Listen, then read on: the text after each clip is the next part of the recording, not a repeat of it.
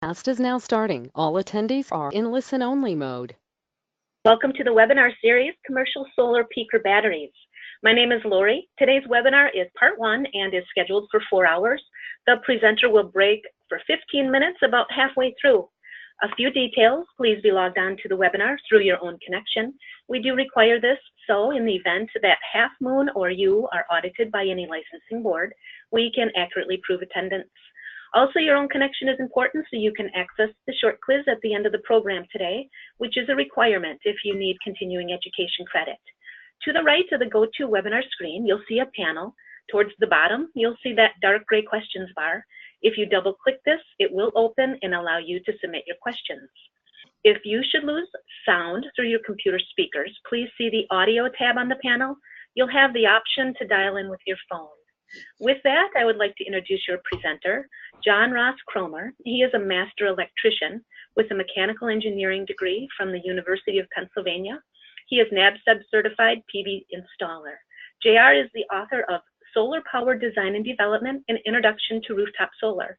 He brings years of solar project experience, including residential, commercial, and small utility scale projects to his work, including an off-grid residential size home. And here he is. All right, welcome everyone.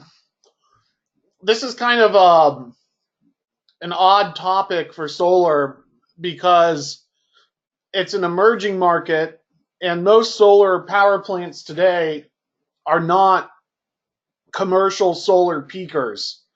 So you've probably never installed a commercial solar peaker and may just be kind of casually interested in what that is. I have a developer who wants to do a 20 megawatt solar project in Mississippi. And so one of the first questions I asked him was, well, do you have a power purchase agreement in place with the Tennessee Valley Authority? Because that's where they want to do the project. And the response was, well, no, they don't. And that didn't surprise me because in years past, the TVA has paid anywhere from 6 cents a kilowatt hour on up, anywhere from half of the retail value of electricity on up for large utility scale projects. But over the past 3 years or so, they've really scaled that program back and they only pay about 3 cents a kilowatt hour for giant utility scale arrays.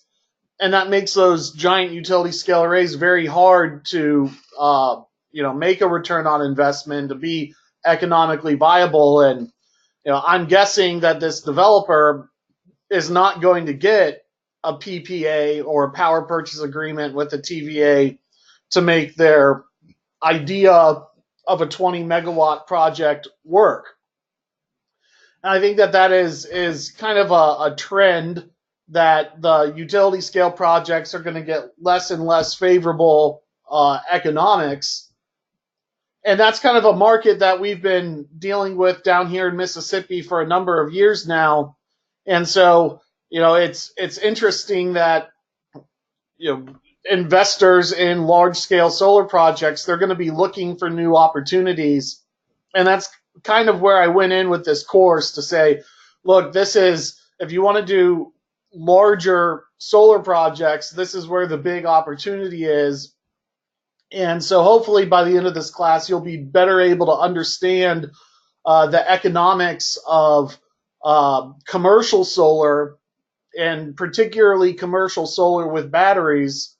What most people do not understand is that a commercial solar battery offers the best payback in the whole solar industry. And so I imagine this is going to be an increasingly popular kind of design philosophy as we move on into the future. And, likewise for me at home, I expect this developer, if they want to do 20 megawatts of solar in Mississippi, I don't know their particulars at this point, but I imagine they'll be coming back a few months from now saying, well, tell me a little bit more about commercial solar and how that can work. And the key thing is these commercial solar peakers offer good payback, even at higher margins than utility scale solar. So ultimately, for the investor and the installer and the developer, there's more money to go around, which generally means you can get a more professionally supported project. Let's just go ahead and dive right in. Imagine that you're at the airport and you're in an airplane and you take off and you look out over the rooftops in the surrounding area below. What's odd to me is that you're more likely to find kind of a small scale solar array on top of maybe a residential home, or you get further up into the clouds, get a little bit outside the city, and you might be able to identify a utility scale solar farm, just a big field of solar panels.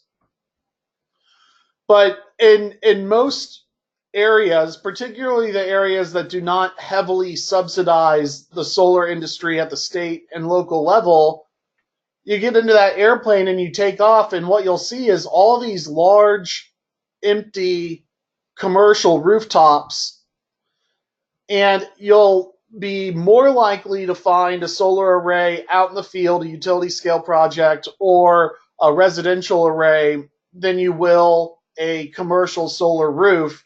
In fact, only in the areas where you see solar on large flat commercial rooftops, those are generally in regions which heavily subsidize solar at the state or local level, and those incentives are on the wane.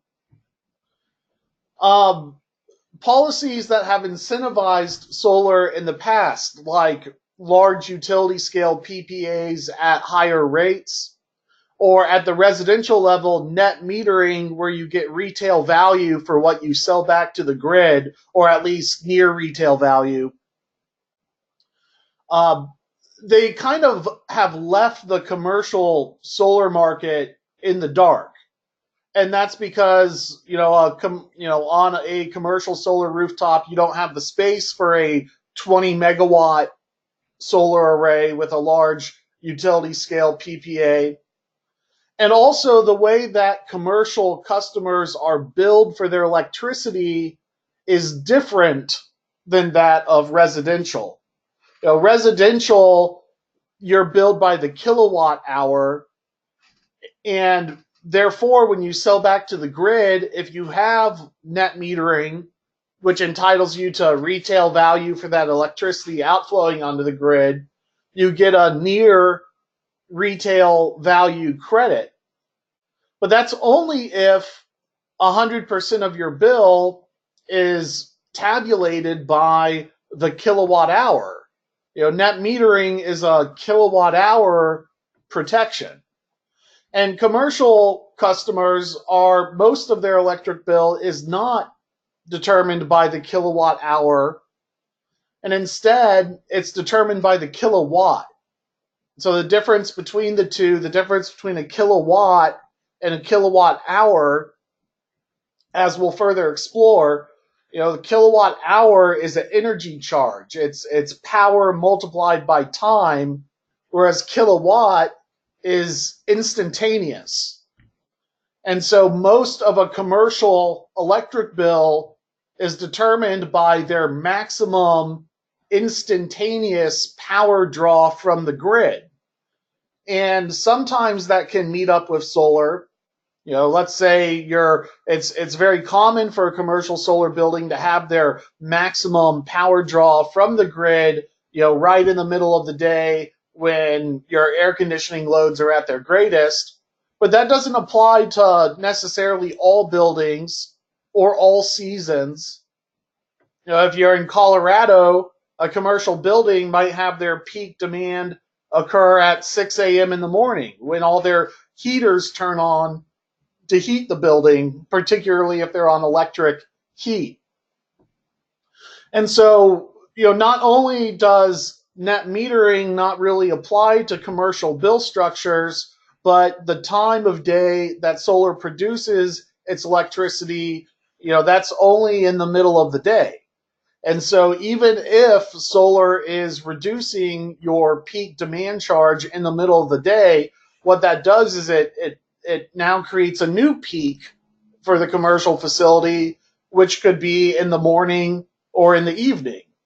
And so even if you're reducing your demand in the middle of the day at a time that used to be your peak demand, there's only so much of that you can do before your new peak demand becomes in the morning or the evening when your solar array is not on. And so the demand charges no longer reduce once you get to that point. And so, what that says is, hey, look, there's this big opportunity that is untapped in terms of growth. What that says is the commercial solar market has not grown as fast as either utility scale agreements where you have large contracts in place to purchase all of the electricity, or the residential market where you might have net metering protections driving your industry growth. What that means is the commercial market has been suppressed, and I look at that as saying, well, if we can uncap the commercial solar market, there is a tremendous growth potential for that. And so what we need in order to reconcile this time difference between solar production and commercial facility consumption is a battery. Of course, batteries are expensive, but the premise is, hey, solar on a commercial facility, it is producing peak demand energy, but they're being billed by peak demand power. And so if we can do a solar array that is producing peak demand energy, it's not that energy is not valuable. It's just that the way that the billing structure is chopping up the electric bill, it means that peak demand energy is only being billed at or being compensated at far below retail value, maybe 20% or 30% of retail value. And so, yes, a battery is expensive. At the same time, if you can store it, it might uncap the true value of that peak demand energy, which is currently being suppressed by our electric billing structures. So we're going to explore that. Now, what I think is very interesting is that even back before this chart, back in when I got into the industry, I got in 2008. And 2008 was really interesting because commercial solar had just become the number one market segment in the industry. Back in 2008, commercial solar was larger than residential. It was larger than utility scale. So we kind of see this commercial solar being here in this kind of light blue,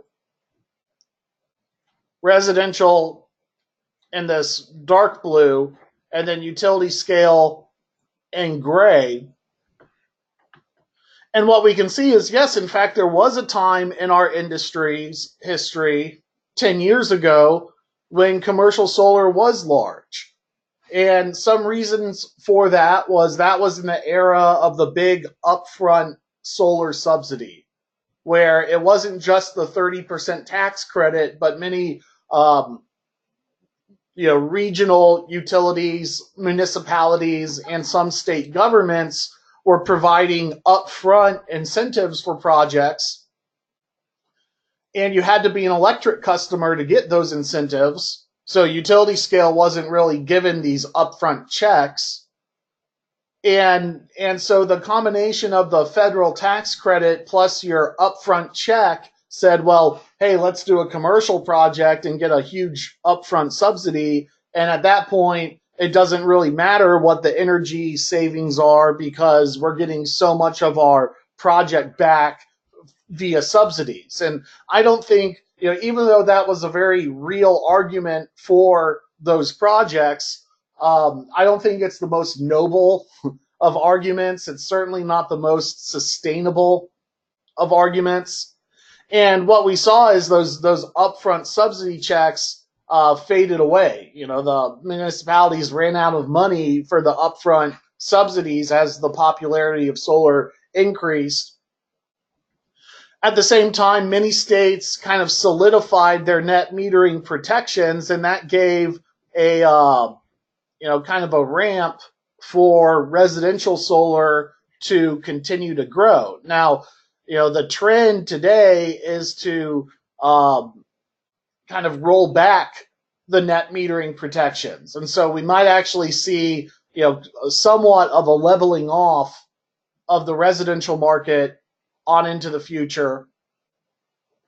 The solar tax credit absolutely monkeys around with the true value of solar. And, the proof is right here in this giant gray bar. What happened in 2008 was the tax credit for solar, which in its modern era was actually created back in 2005. It was just capped at a $2,000 limit, and solar projects cost tens of thousands, if not at the commercial level, hundreds of thousands of dollars. And so what happened in 2008 was the tax credit was uncapped. That $2,000 maximum limit went away. And so that really, combined with these state and local upfront checks, to really juice the commercial market, and its growth rate popped up. Well, even the federal tax credit is not scheduled to last forever. In fact, originally, when it was uncapped in 2008, it was supposed to expire at the end of 2016. And so what we can see in this chart was many utility scale projects were planned to come online in 2016 because the price of solar was dramatically falling during this time. And so projects that might have otherwise come out of the ground in 2013 or 14 or 15 were kind of pushed into 2016, and vice versa. Some projects that might have normally occurred in 2017 or 2018 were kind of rushed to market. And that created a huge bubble in the utility scale sector, which then popped. What happened was the tax credit that was supposed to expire in 2016, it got extended. And so today, we still see large utility scale projects coming out of the ground. And I think that they are perhaps the most exposed to the value of the tax credit. Certainly it's the largest market segment, and so solar in general is exposed to the 30% subsidy, the risk being if that subsidy goes away, solar projects are less valuable. Utility scale being the largest market segment, it has the most exposure to the tax credit being extended or being canceled. And so even with that tax credit being extended, it wasn't extended until the end of 2015. And so there still was this kind of bubble in terms of project scheduling that emerged in the utility scale market. And then things kind of calmed down, and then we see, the utility scale market continue to grow. Now, I don't like these arguments. I don't like solar subsidies, even though I recognize the value of net metering and the value of the federal tax credit, it interferes with what the most valuable application of solar would be if we didn't have these subsidies and incentives. Take net metering. If you have no difference between the inflow and outflow value of your array, you're going to do the array that can produce the most amount of energy, which is a south-facing array. Whereas if you had an array faced east and west instead of south, you would get more production in the morning and more production in the evening, and that might better fit the load profile of your building. But because you had net metering, it didn't matter. So we see a bunch of residential arrays where the mindset was, oh, we're only going to use the south facing portion of the array, whereas even the north side of the roof does get sunshine. You walk around to the north side of your house, you can still see your roof, you can still see the light bouncing off the roof. It's not pitch black. There's still sunlight to be had on all surfaces of the rooftop. And maybe larger projects that cover the entire roof can achieve some economies of scale, such that the performance of that, even a north-facing roof, which would primarily produce in the summertime, even that could be valuable. And so net metering and the federal tax credit, in their own ways, while they are drivers of industry growth, they're also blinders that distract the market from the most valuable uses of the technology.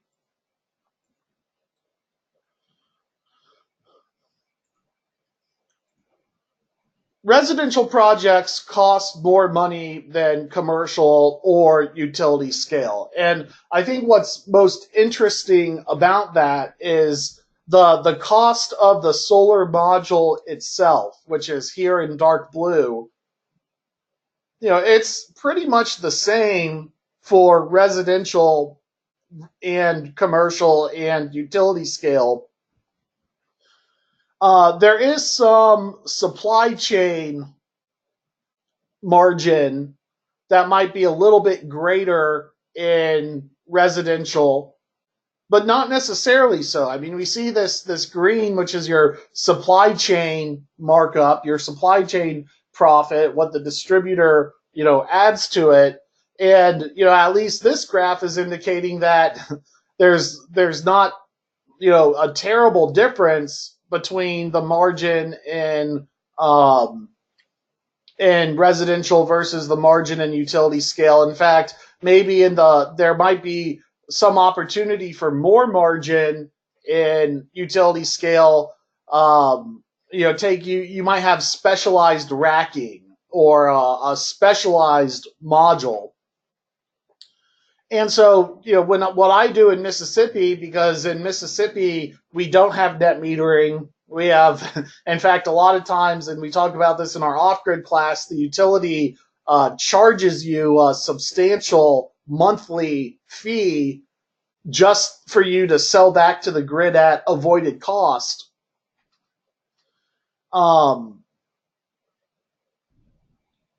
So what I have to do everything I can to keep my costs down so that I can actually sell projects at a reasonable payback. And so what I'll do for pretty much any time I'm buying modules for a residential project, I'm going to solar liquidators, where maybe you have a order that got shipped by the manufacturer to the US that was intended for a utility scale project, and something went wrong. Maybe the contract wasn't secured. Maybe the project got canceled. Maybe a different module supplier ended up supplying the market. And so these modules are kind of dumped onto the market via solar liquidators. And so often I'm buying modules at under 40 cents a watt, which is about the same price that utility scale projects buy their modules at. So it's not really the cost of the solar panel that's the big difference between, say, residential and commercial and utility scale. Residential inverters do cost substantially more than commercial inverters or utility scale inverters. And a lot of that has to do with manufacturing economies of scale. A 10 kilowatt inverter does not cost twice as much as a 5 kilowatt inverter. A 100 kilowatt inverter does not cost twice as much as a 50 kilowatt inverter. And so there are some component economies of scale to be had when you go from a small project to a larger project. Now, what's interesting to me about the commercial market versus the utility market is a lot of those the savings of those economies of scale can be realized when you get into the 100 kilowatt inverter level. And so, often utility scale projects will use multiple 100 kilowatt inverters instead of one megawatt inverter. And so the price difference between buying a single 100 kilowatt inverter versus dozens of 100 kilowatts inverters, yes, there is a price discount when you buy more of something, but it isn't as substantial as you might think. And so in other words, the economies of scale that the utility market enjoys, we also see the commercial market enjoying as well. So, there's a huge price decrease between residential project costs and commercial project costs. It's nowhere near as incremental between commercial and utility scale. So that implies that commercial solar kind of represents a sweet spot in terms of cost effectiveness. If the value of electricity was the same amongst all three projects, the sweet spot, well, it wouldn't be for utility scale because you still have to transmit and distribute the electricity. It's not point of use. And so what this kind of says is, hey, if the commercial market got the same value for their electricity that the residential market did, economies of scale would benefit the commercial market. And we've seen that happen before in the era of excess solar subsidies. And now the reason why that doesn't continue as those state and local incentives have faded is because of net metering. Residential, as we just discussed, gets a higher generation rate than commercial, and we'll further explore that in the program. Now, then you get into your direct labor costs. Now, my experience is that this graph is not nearly accurate. I see commercial project labor, yes, it can be bid at around the same price as the direct labor costs associated with residential projects. But, when I look at it as, it takes a few days to install 10 kilowatts. A lot of that time is not in the actual installation. A lot of the time is in the planning. It only takes a few more days to install 50 kilowatts. Once your guys are already on site installing the project, you get into a groove and just replicating your racking, replicating the module mounting, it does speed up. Regardless, these are not the major costs associated with point of use solar projects. By the time you get into utility scale projects, the direct cost of the material and labor is the substantial portion of the project because things like your design, engineering, and permitting costs go way down so that they become just a sliver of the project cost rather than maybe 10% of the project cost. So this green line was actually the structural BOS, the racking. And so we might actually see utility scale paying more for racking than residential because there's more involved in a ground mount project than there is in a residential project. On top of that, we see for these margins, these are for a tracking array rather than a fixed in place array. Likewise, a commercial solar project may have a little bit more in racking costs than a residential project, often because there's more concern given to attaching the array to the rooftop. So on a flat roof, you're flashing your positive attachments, or you're just staying above the roof and you're weighting the array down with concrete blocks, which I'm not. There's a lot of stuff in the solar industry I'm not a fan of. I'm really not a fan of the concept of filling a flat roof with a bunch of loose concrete. But they still do it, and you have to buy the concrete, or you have to pay, a commercial roofing contractor to come in and appropriately flash the penetrations you put in a flat roof, which takes a little bit more care. Not that it can't be done; it can be done, and there's a lot of commercial flat roofs that have great flashing. Solar's not the only thing that pokes a hole in the roof. Commercial flat rooftops. We go back to our picture here. All of these commercial air conditioning units are putting, giant 4-foot by 8-foot holes in the roof, and they're not. Most commercial flat roofs are not designed to leak. So there are solutions for poking a hole in a commercial flat roof and having it remain watertight. It just takes perhaps a more specialized contractor to execute it. What drives up the cost of a residential project are things like the commission that the sales rep makes. I run a really lean outfit in Mississippi. The customers kind of find me because, let's face it, there's not many people doing solar in Mississippi, and that's one way I reduce my project costs. I don't pay out a sales commission to a sales rep, although when out-of-state developers come into town, they're paying a substantial portion of the project to the sales agent.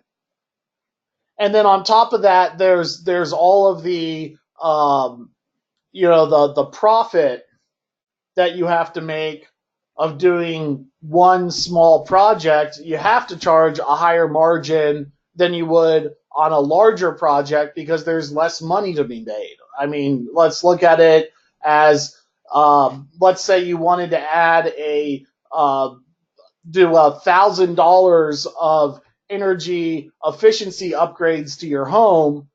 The installer putting in $1,000 of material into your home, they're not just going to do it for $100.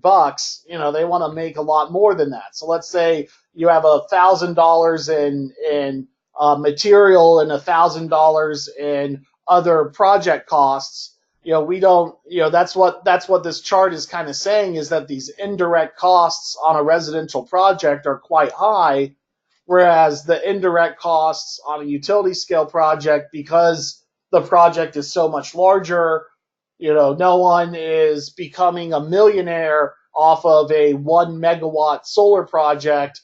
You might have one developer making, a decent salary to support the project, but it's not the residential margin being applied to the utility scale market. And so that's the real value of commercial solar, is when you get into $400,000, $500,000 projects. The margin, the profit that the developer is making is not the same percentage as what they would be doing for a residential project. And so that's where we come back to the point that the commercial market segment should be in kind of a sweet spot, in that it's more like utility scale pricing than residential pricing. You get a little bit of a cheaper inverter. Your design work for doing one large project is a lot less than doing dozens of small projects. But it's also the profit margin, your overhead costs, and then the markup from the supply chain that starts to decline dramatically.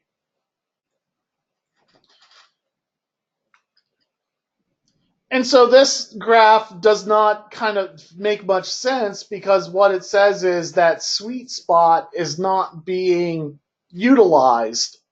And that has everything to do with, it's not just how much the project costs, it's what the value of that electricity is.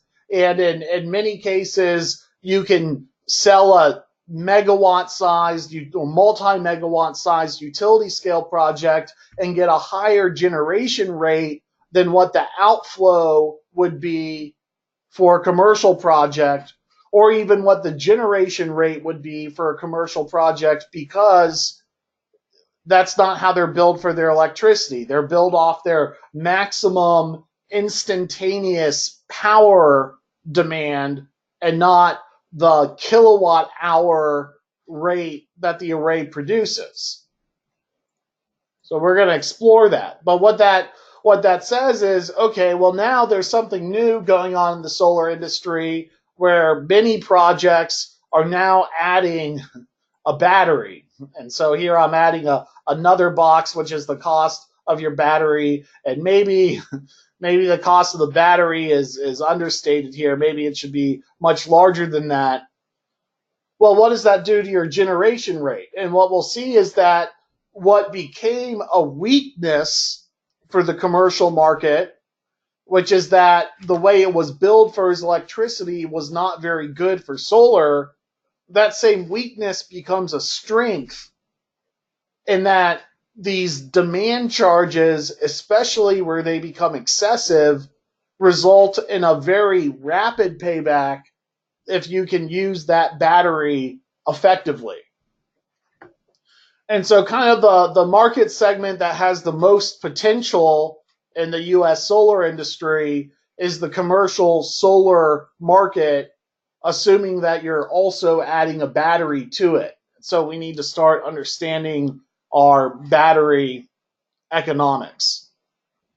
And so this chart here is just to kind of remind us that you go and do solar way out in the field, and you still have to transmit it to your point of use, and there are costs associated with that transmission and distribution. You get behind the meter, and on-site power generation should be able to generate near retail, but where it doesn't is twofold. One is it depends on what they're selling back to the grid at, and then two, it's also about behind the meter, how that electric bill is actually being divided up.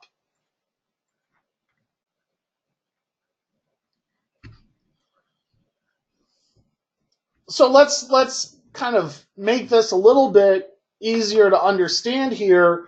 If I'm a residential home and I want to offset 100% of my electric bill, which most solar homeowners, that's what they want. No one calls me and they might not have an idea of how much solar costs. They might think that a solar array to offset 100% of the bill costs $5,000, and it costs more than that.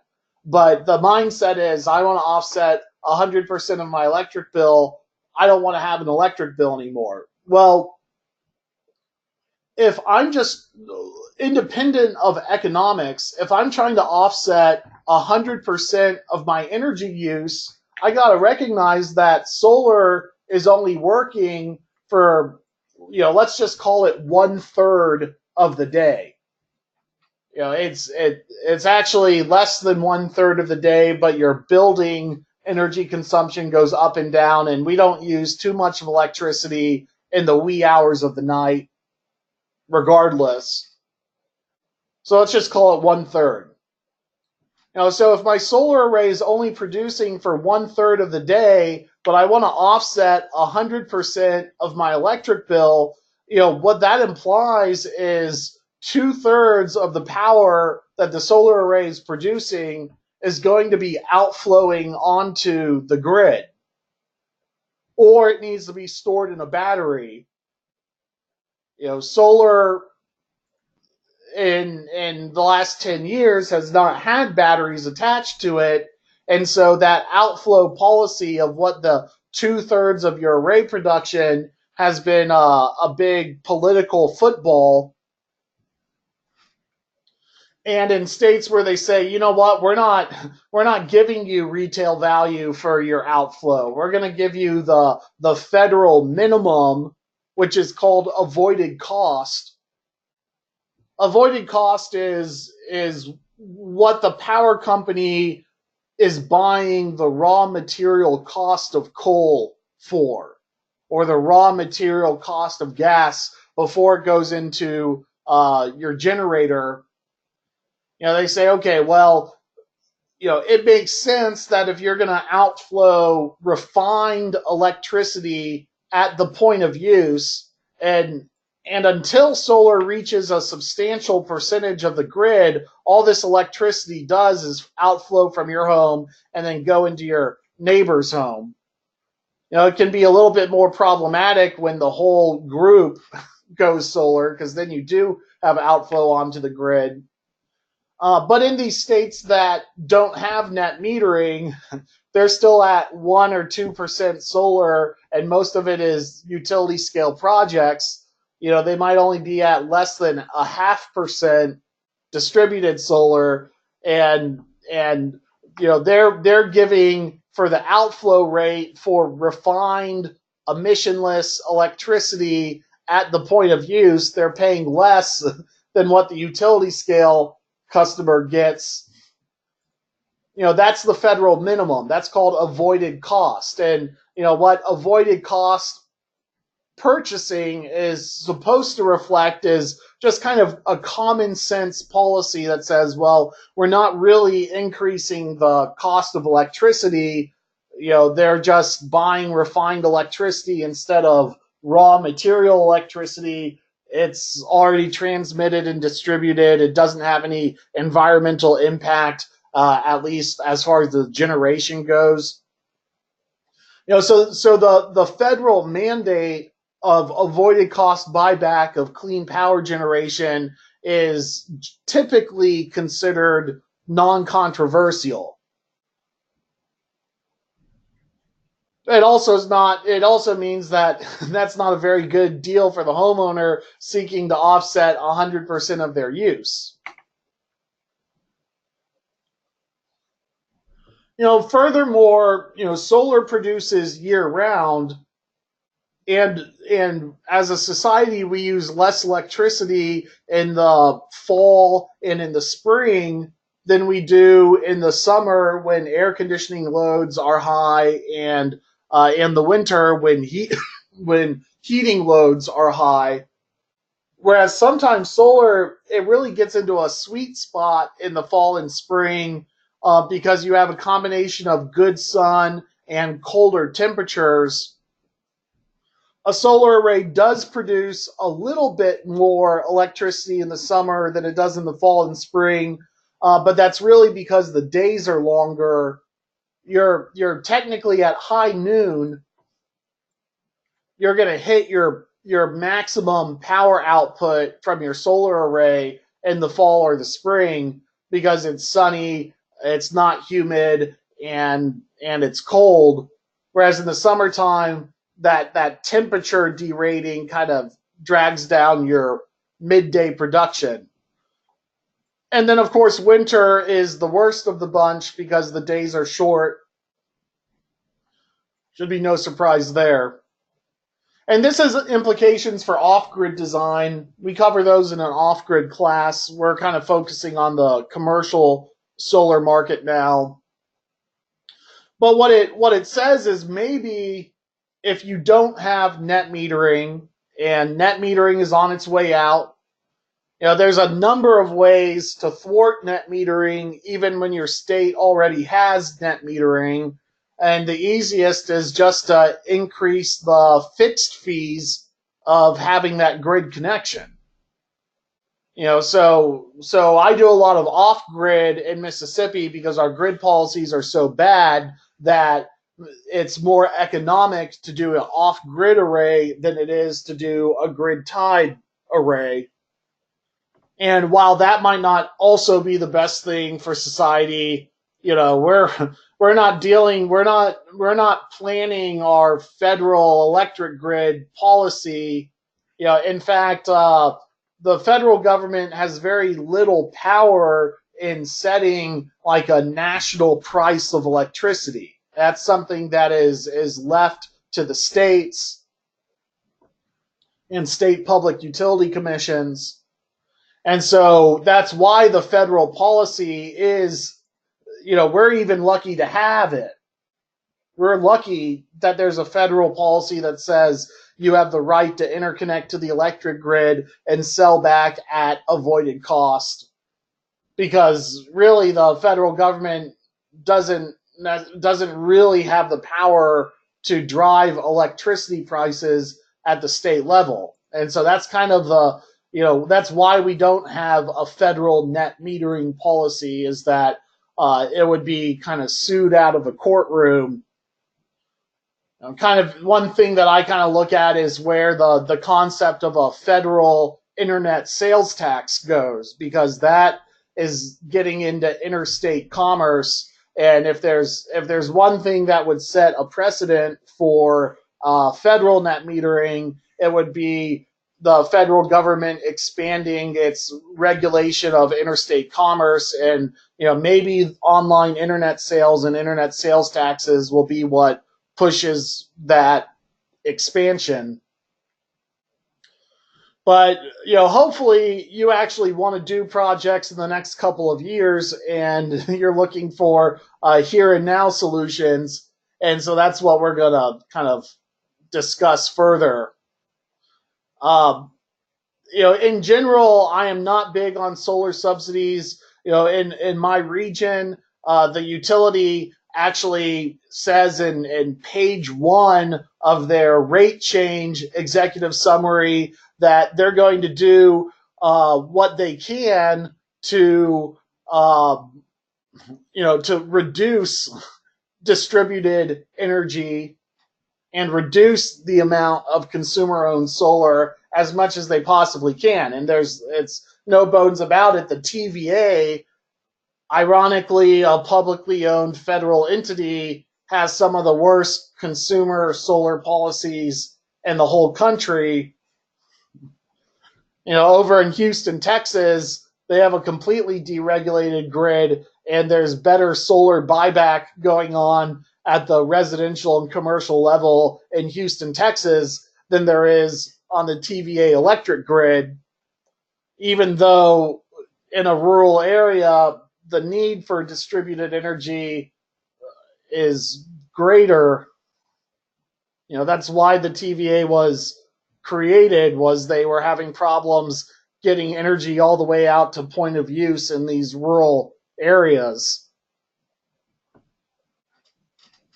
And so even though a lot of states have passed net metering laws, there's so many ways to thwart net metering, whether it's changing the energy rate, whether it's allowing the utility to separate out the distribution costs from retail priced electricity so that you still get net metering, but they subtract maybe 40% of the definition of retail. And furthermore, being able to increase the meter fees. Sometimes it occurs in a solar discriminatory way where only the solar owners get increased meter fees. It doesn't have to be that way. The utility could, 5 years from now just say, you know what? We're not going to meter electricity anymore. Everybody's electric bill is going to be small users, $100 a month, large users, $200 a month, heavy users, $300 a month, and it's just going to be fixed fees and that's it. And that would kind of, even if your state already had net metering, that would eliminate the value of net metering. I don't think it's a good idea to plan business models around subsidies in general. At least if you're doing that, you have to understand that it's a short-term strategy, not a long-term strategy. Nothing wrong with short-term strategies, but that's not going to take us to a 100% renewable grid. Or if it does, it's going to be very costly. So let's take a look at a commercial electric bill. This particular customer has a $4,000 electric bill. And I went for kind of an extreme example. This is in a mountain region, rural region of Colorado. And out of this $4,000 electric bill, the energy charge, which is billed by the kilowatt hour rather than the demand charge, which is billed by the kilowatt, the energy charge is, here it's a penny a kilowatt hour plus, or it's 7/10 of a penny plus 1/10 of a penny plus some percentage-based fees. And then there's a fuel cost, and this is a little bit trickier because some states, they call the energy cost adjustment. That could be the fuel cost. In other states, the fuel cost is already priced into the energy charge, and the energy cost adjustment is only the margin by which the raw material cost fluctuates, rather than comprising the entire raw material cost. Well, in this state, it's $455. That's the avoided cost buyback rate, and they used 314 kilowatt hours less a 40 kilowatt, less a multiplier here. So they used 10,000 kilowatt hours, and they were billed, $71 plus $450 plus some of these percentage-based fees. That at most they're paying 2 cents a kilowatt hour for their electricity, times 10,000 kilowatt hours. You're looking at maybe $200 of this $4,000 electric bill is the energy charge. If I put a solar array on top of this building and it offsets 100% of this building's electricity, they're only going to save $200 off of their electric bill, even though the building is offsetting 100% of its energy use. Energy on a demand charge electric bill can be just a very small minority percentage of the bill, and the demand charge is where the rest of it adds up. And so, look, this customer, their bill is $4,000, and they used, get my cursor back. The bill is $4,000, and they used 10,000 kilowatt hours of electricity. They're paying 40 cents a kilowatt hour for their electricity effectively, but only 2 cents of that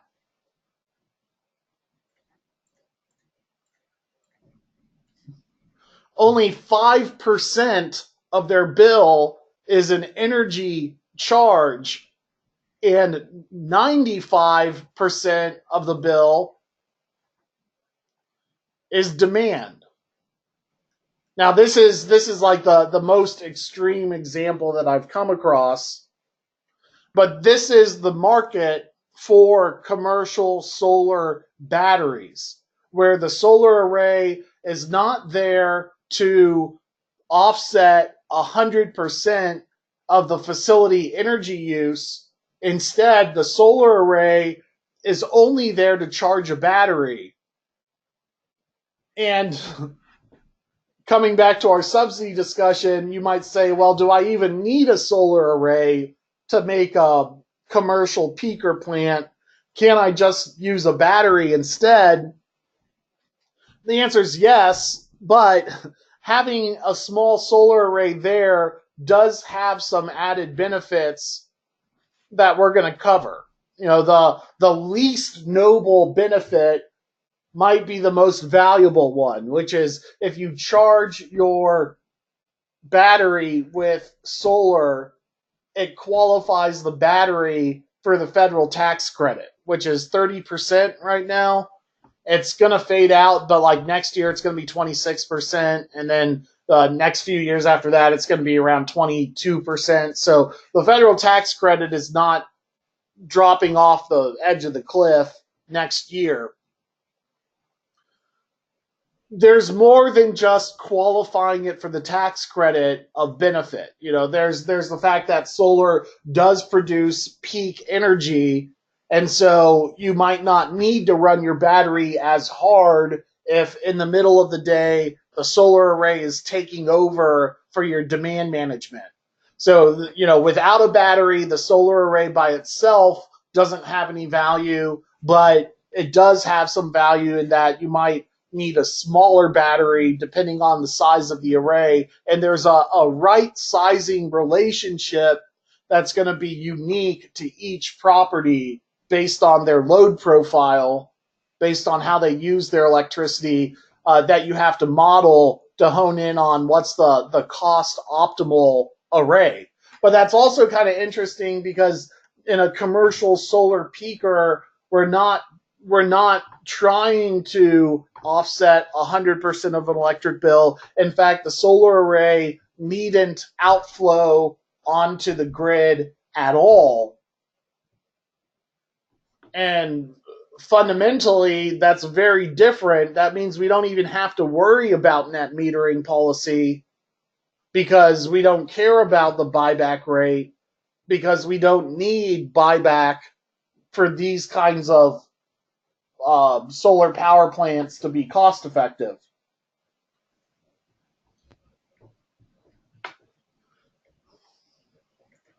So just to kind of illustrate this, this is what's called a commercial load profile. And so in dark blue is what the facility would normally be doing without solar. And then in green here is with solar. And what we can see is that if we just added the solar array, we do see what is normally the facility's peak demand is now in that same time frame, it's no longer peak. So instead, we have a morning peak and an evening peak. And this is a little bit of modeling for a battery bank that is just clicking in to make sure that the facility demand does not rise past a certain point. And so, basically, solar is now taking care of the middle of your day load, which it might used to be when your peak time occurred, and then the battery is sitting in there kind of playing free safety to make sure your morning peak doesn't spike up.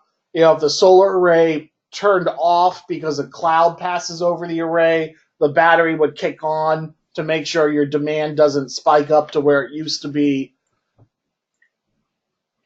And then there's an element of diminishing returns where they could probably size the battery a little bit more to kind of take off these kind of spiky peaks. But then, if you wanted to go any further, your battery bank would have to be much larger to accommodate all of this energy use. And so that is a strategy where maybe with commercial solar batteries, you're not trying to eliminate the entire electric bill. You're just trying to eliminate the demand charge. And that might mean that you're only generating or you're only offsetting 10% of your energy use, but you can reduce the bill by 30 or 40 or 50%. It's kind of interesting. We have to remember when the demand charge is the vast majority of your bill, the energy use doesn't really matter. And so you could have a small solar array charging a large battery, And if it's right-sized, the solar array may be doing a minority of your energy use, but a majority of your demand charge. And that's very interesting too, because the whole debate over net metering is, well, what's the definition of retail value? And, the solar advocates might say, we think solar should be worth more than retail value. And the utility advocates would say, we think solar should be worth much less than retail value. Well, in a commercial solar peaker, we've sidestepped the net metering debate, and it can result in a solar array having a generation rate that could be, 3, 4, 5, 6 times retail value without any outflow onto the grid. So in commercial solar peaker design, it is very important that we understand the load profile of the facility. And if you are on a demand charge, most likely you can log into your corporate electrical account and download your interval data so that you can put this into computer software and start analyzing it. Old school, before computers, demand meters would use a physical ratchet that would just ratchet up to your maximum demand each month and then reset. So not all utilities have this 15-minute by 15-minute load profile data available. If you don't have your load profile data available, you can install energy monitors inside your electric service panel to extract this data. Now that takes time. It's not a very expensive scope. And so, if you don't have access to your load profile data, and if often you can just request the utility to provide it. If they come back and say, well, we don't even have your load profile data, there are means by which you can start tracing your load profile data, and it would probably be economically justifiable to start doing so.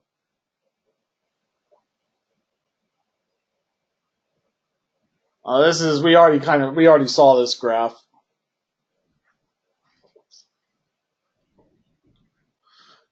So what's really interesting about load profile data is how much it can vary day to day.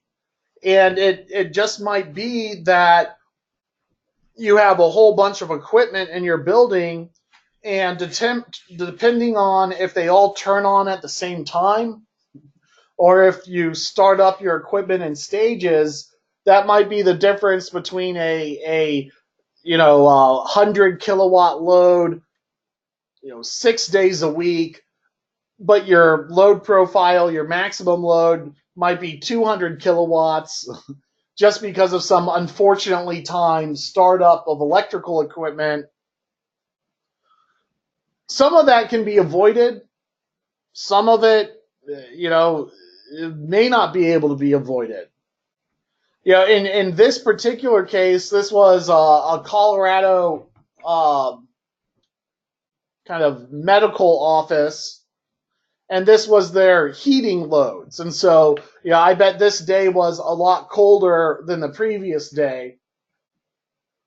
You could say, well, can I just turn my heaters on instead of them turning on at 6 a.m.? Can I have them turn on at 4 a.m. and push some of this peak load into the morning? And the answer is, well, yeah, you can, but you got to control it. Whereas the solar battery comes around the other approach and says, no, go hog wild. Maybe some controls, sure, but that's what the battery is there for, is to eliminate this peak. And so here what we've modeled is a battery clicking on in the morning and getting rid of the spikiest peaks.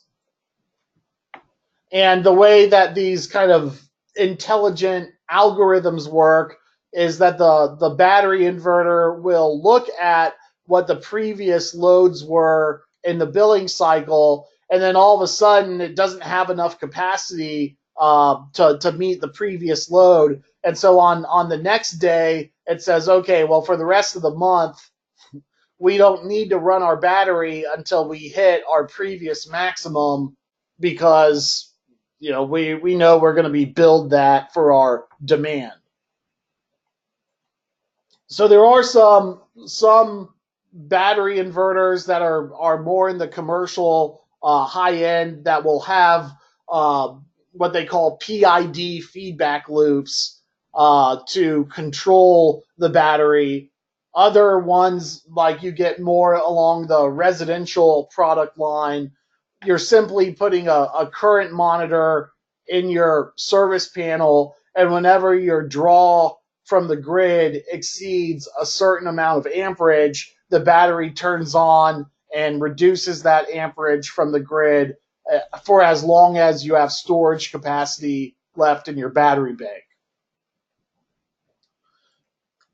And then what we see modeled here is the solar array turning on as the sun comes up and recharging the battery such that the battery charges from the solar array instead of charging from the grid, so that it can maintain that tax credit qualification.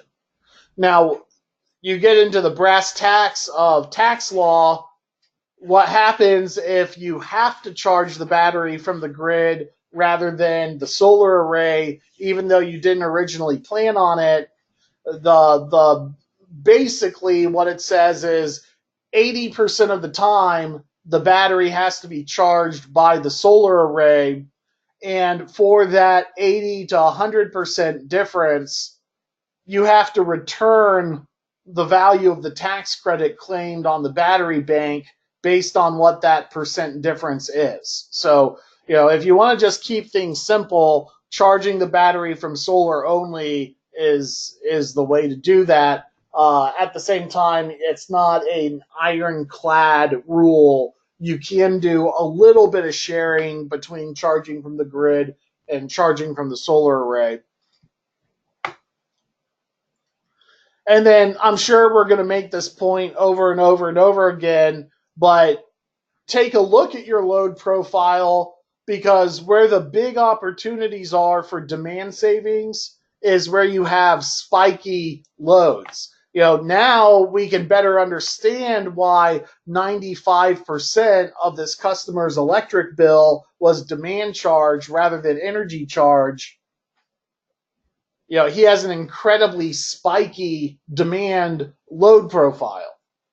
In Colorado, the cost of electricity is not 40 cents a kilowatt hour. In fact, you look at that bill and you're like, oh no, I'm paying 40 cents a kilowatt hour. Well, during all other times, they're paying 2 cents a kilowatt hour. It's just that 95% of their bill is coming from this spikiest of peaks. And so when we're developing our design philosophy for a solar peaker, you look at your load profile, and then you take a guess on your battery bank size, and then you run a simulation, and then you go back and you say, okay, well, actually, here's my battery, and maybe on this day right here, my battery is running a little bit more often, maybe for 3 hours before the solar array kicks back on, whereas on this day, our battery only ran for 45 minutes. And then on the next day, our battery only runs for 45 minutes. And then on our day of our peak demand, our battery only runs for a half an hour. The question is, how far down this load profile curve can you get before you get into your base load, so that you're no longer dealing with very spiky peaks and instead you're dealing with plateaus. So at its most basic reduction in a solar peaker, what you're really looking at is the battery bank capacity to get out of spiky load profiles and to move into more plateau load profiles. And then you look at the value of solar to say, well, how much energy do I need to generate to charge the battery? And it might not need a large array. Now, this is in the winter time. We might see that in the summertime, your electric heating load goes away completely, and then your load kind of shifts towards the day, and your solar array has a little bit more to do in the middle of the day rather than just recharge the battery. And so what you get into is a lot of iterative simulations where you take a guess and then you tweak the solar array size and run the simulation again, see if the cost savings went up. If they did, great. If they didn't, go back, increase the battery size. And what I recommend is being able to visually display a graph like this so that you can develop a narrative to explain what's going on. If you can put it in words to say, oh, look, our demand charge occurred because our heating loads clicked on in the morning, and by the time our battery turned on, our heating load was spiking so quickly that it couldn't catch up until we saw a little bit more of an uptick than the previous day. Or maybe at that point we ran out of a battery state of charge, which is what this red line is the battery state of charge. So what they saw here was that the battery could not be discharged quickly enough. They didn't even get to the minimum capacity. There was still juice left in the battery bank, but maybe they were holding some back because they didn't quite know when that spike would end. And so, all of those considerations go into whether or not we need a larger battery or not. And then the chemistry of the battery matters too, and we're going to get into that during the program as well.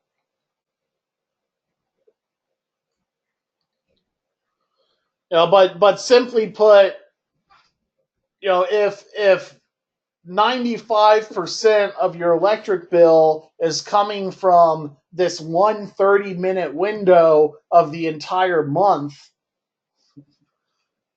having a solar battery that is sized just to target that 1 30-minute window means that you could be generating substantially above retail price with the system and getting your money back rather quickly.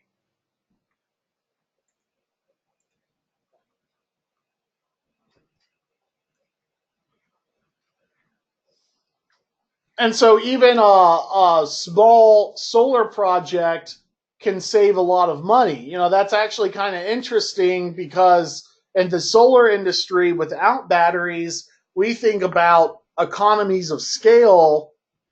We have to go with utility scale solar because that's the only way to get the cost down to the point where solar becomes cost effective. Oh, we have to do a solar array at the residential level that offsets 100% of the bill because it's a lot cheaper per watt to install a 20 kilowatt array than it is a 3 kilowatt array. And we have to get that install cost down so that the customer can get a good payback. What's actually interesting and different about commercial solar batteries is that your load profile is kind of shaped like a cone. And the more you load level this spike, the further into this cone you get, and the longer duration of a battery you need to run. And so actually staying up at the top of the spike and not doing a large project, but doing a small project can result in the quickest payback. And that's actually, facility managers will probably like that a lot better because that means they don't have to commit to doing the entire facility's worth of energy and storage. They can start off with a smaller kind of pilot project and demonstrate the cost savings, and then maybe plan for an expansion down the road based off the success of the initial project. You don't have to dive into the deep end. You can dip your toe into the kiddie pool before you do anything further. What's also interesting about that is even though you might have a small project that might have a higher dollar per watt install price, you can still get the greatest amount of savings. So now your projects that don't have economies of scale and that have these higher installation prices can still make economic sense. Really, what you need for the commercial solar peaker to work is a high demand charge. So just remember, the energy rate no longer matters. So here we have, this is kind of modeled off a couple of different pricing tiers in my local market. And so here we have a small commercial pricing tier where their energy rate is 9 cents and their demand charge is $7 a kilowatt. Then the energy rate goes down to 6 cents and the demand charge increases. This might be for loads that are between 100 kilowatts and 500 kilowatts. And then we get into the large general service rate that is for your large buildings, conference centers, maybe some giant schools, maybe some big box stores, large offices, industrial facilities. And that's when they start getting into a $20 demand charge and 3 cent a kilowatt hour electricity. And what we can see is in the commercial solar batteries, all of the savings comes from the demand charge rate. So, the higher the demand charge, the quicker the payback.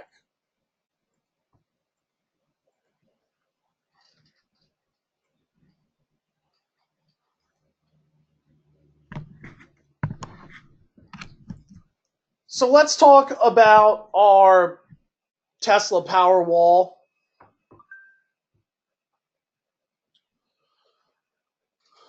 It's one of the most popular battery options on the market. Definitely has the most brand appeal.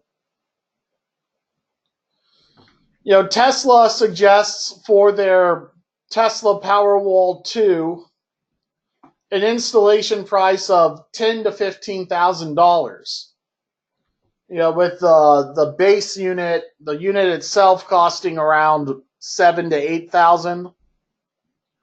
So actually, a lot of customers prefer to install 2 of these things because, if you're already paying, just like we saw with solar, if there are some economies of scale to be had on these projects. As far as the battery is concerned, just installing one Tesla Powerwall 2 is not going to be as cost effective as doing a commercial project where you have a whole bank of them. Well, let's just look at Tesla's recommended pricing, $10,000 to $15,000, and kind of peg $15,000 for a Tesla Powerwall 2 as the residential price for installing one of them. And if you're installing a bank of them, it might go down to about $10,000 per unit. The Tesla Powerwall 2 has a 5 kilowatt power output. So the Powerwall 2 is actually the battery plus the inverter. So you're buying some electronics in addition to the battery itself.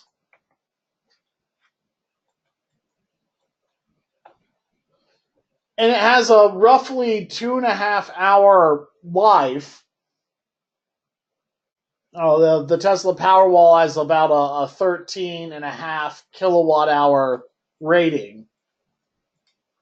And so what they've done is they've limited the output of the Powerwall so that you cannot discharge the battery any faster than 2.5 hours. It is when we get further into our specification sheets, we'll see that this is not true of all batteries. This is not true of all lithium-ion batteries.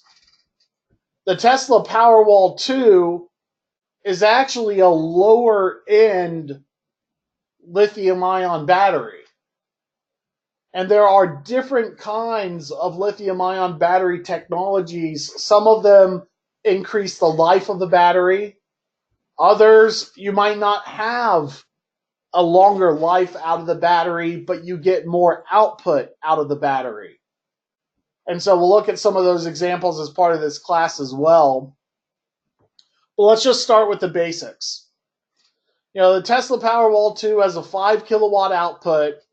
At the commercial level, if we're installing a couple of them, it might cost $10,000 per unit to install. It has a 40,000 kilowatt hour warranty. Well, okay. Let's pull up our calculator here. If it costs me $10,000 to install and it has a 40,000 kilowatt hour warranty, it's actually costing me 25 cents a kilowatt hour to cycle this battery. And that's kind of interesting because in the residential rate structures, we have this concept of time of use metering where you might have a higher rate. Maybe it's 20 cents a kilowatt hour during the day or during peak times. If we go to not even 100% solar grid, but if we go to a 30% solar grid, we're not going to have any peak energy during the day. Peak energy will be at night.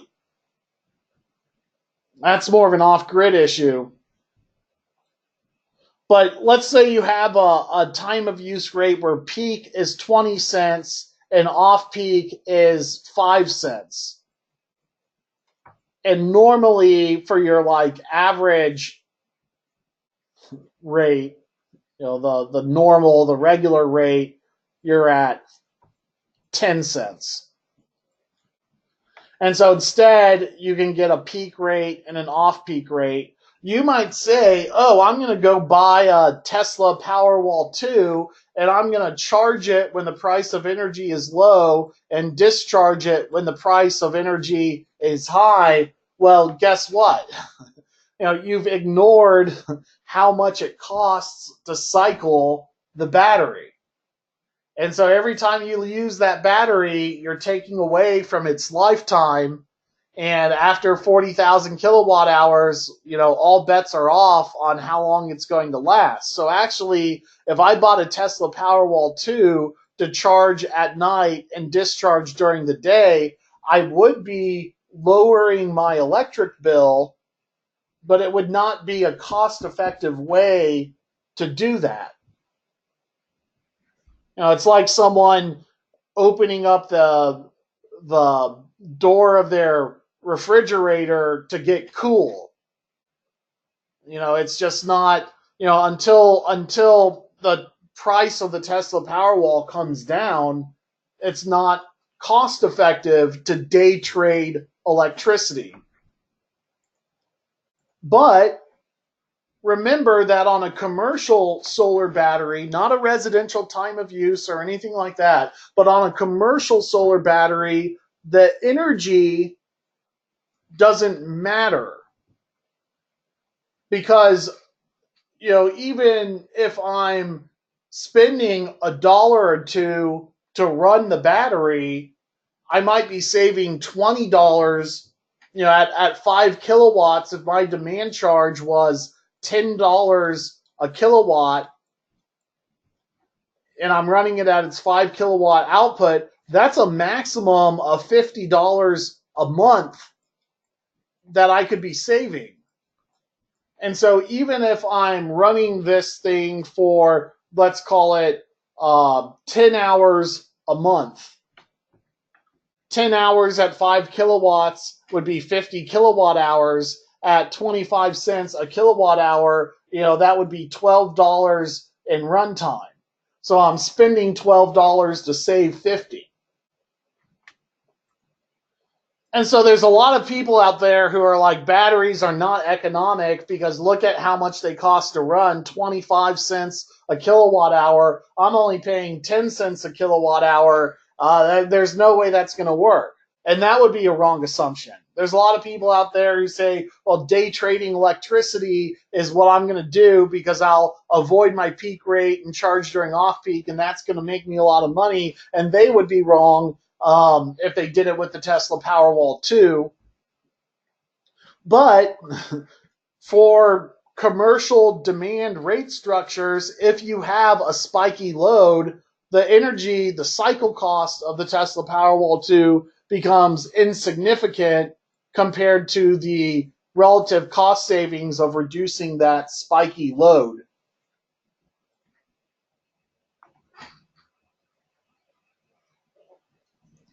So in this example, we're taking the Tesla Powerwall 2 and we're saying, let's say we run it for 4 hours a day, 5 days a month, and it's just one Tesla Powerwall 2. If we have a $10 a kilowatt demand charge, it'll have a 17-year payback. If we have a $20 a kilowatt demand charge, it'll have a payback that's half that, for the same runtime. So there's really two critical factors here. One is how much are you paying per kilowatt, and the other is what's the runtime of the array. How spiky is your load? And they're equally important.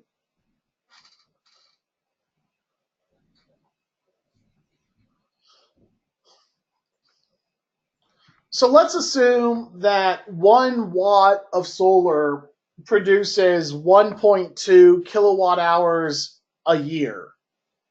And that, I think, is a pretty safe assumption on a commercial flat roof at a low tilt angle. So 1,200 kilowatt hours a month for 1 kilowatt of solar. 1 kilowatt of solar will produce 100 kilowatt hours a month. Let's assume that half of that goes to charge the battery, and the other half, either during the summer you're reducing your midday load, or it just goes into the energy charge savings, which is kind of negligible. And what we're doing is making sure that our solar array can fully charge the battery so that it qualifies for the tax credit.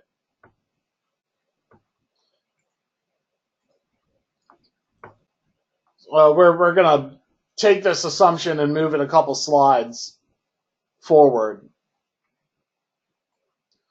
And so we got our Tesla Powerwall 2, and let's say it's 20 hours of runtime at its 5 kilowatt output is 100 kilowatt hours. And so what we need is, like a 1 kilowatt array produces, let's just say it's 50 kilowatt hours for the battery and 50 kilowatt hours as a reserve, or 50 kilowatt hours for the building. In the summertime, it's more valuable than at other times. So we're trying to get it conservatively. So how large, what's the DC capacity that we need to charge up our single Tesla Powerwall 2 that has a 20-hour runtime a month? And, maybe a 2 kilowatt array is appropriate for that. Now, this is at the residential level. On the next slide, we're just going to multiply everything by 10 to get into an example that's a little bit more realistic. And so here we have a Tesla Powerwall 2 that might cost $100,000 to install and have a 50 kilowatt output and have 20 hours of runtime, reducing our demand by 50 kilowatts. And so we would need, instead of a 2 kilowatt array, we would need a 20 kilowatt array. How would that pencil out as a project? And so we say, okay, well, we'll do a 20 kilowatt solar array at $2 a watt. That's going to be $40,000. And then we have 10 Tesla Powerwall 2s. That's going to cost $100,000. And so our total project is going to be $140,000. The 30% tax credit is going to be $42,000. That kind of keeps the math simple. You know, our total project value is about $100,000.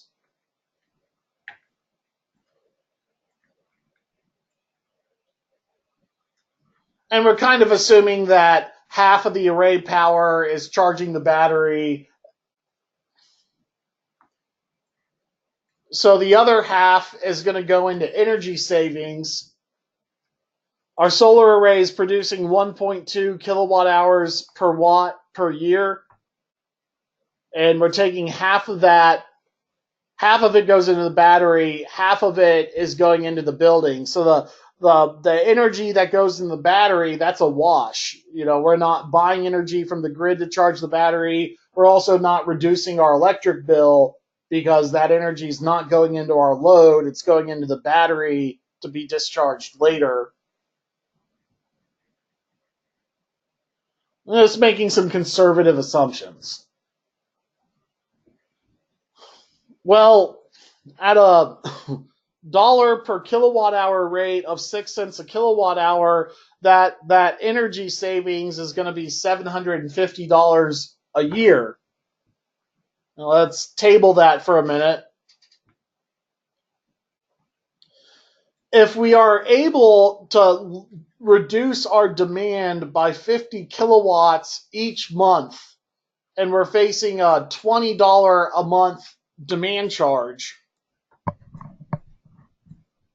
the savings on that array would be $12,000. And so, you know, you look at the energy savings from the solar component and the demand savings from the battery component that has been charged by half of the solar array. You know, all of the savings are in the demand charge. Now that equation gets back towards solar. The lower your demand charge is and the higher your energy rate is, and it moves towards the batteries, the higher your demand charge is and the lower your energy rate is. And so we got a $100,000 project and $12,000 of demand savings a year. So the payback is 8 years on our solar battery, using probably one of the more expensive platforms for lithium-ion batteries, at least one of the more expensive platforms for low-end lithium-ion batteries.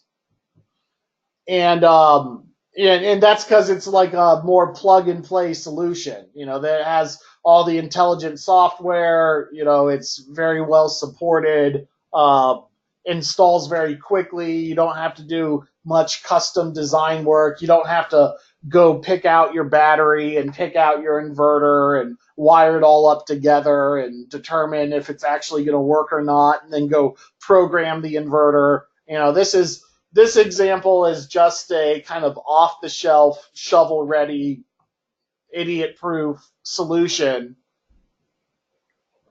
and we get an 8-year payback. And so what I think is particularly interesting about this is this particular customer, the solar installer who took the class. He said, you know, John, I hear what you have to say about solar peakers. You know, I have this commercial facility where, you know, the client has always wanted to do solar, but he's just been on this electric rate structure where it's almost all demand charge. And so the payback for the solar array has been upwards of 30 years. You know, we've just never been able to make it happen. And the solution is, well, you know, add add a very expensive lithium-ion battery, and all of a sudden you have a solar project that doesn't have a 30-year payback, it has an 8-year payback.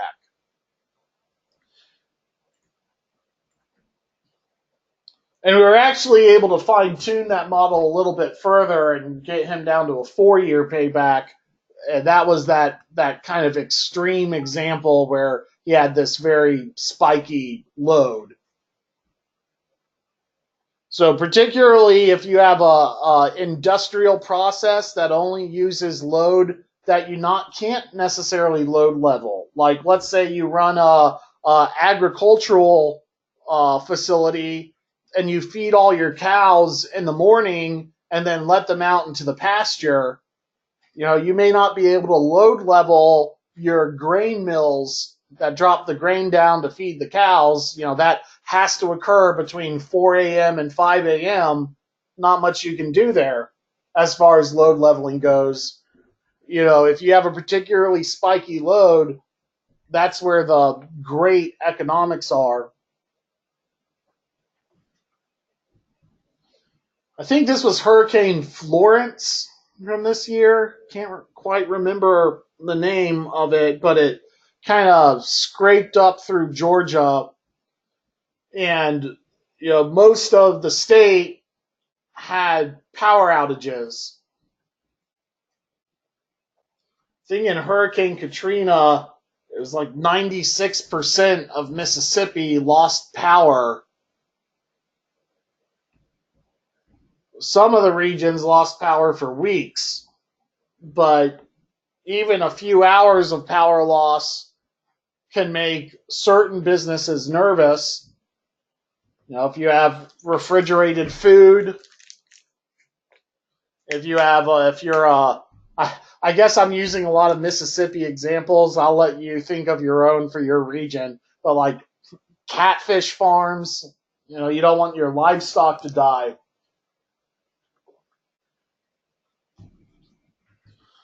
Well, Mississippi had a tornado recently, and the news station in the city of Tupelo, they were near the tornado.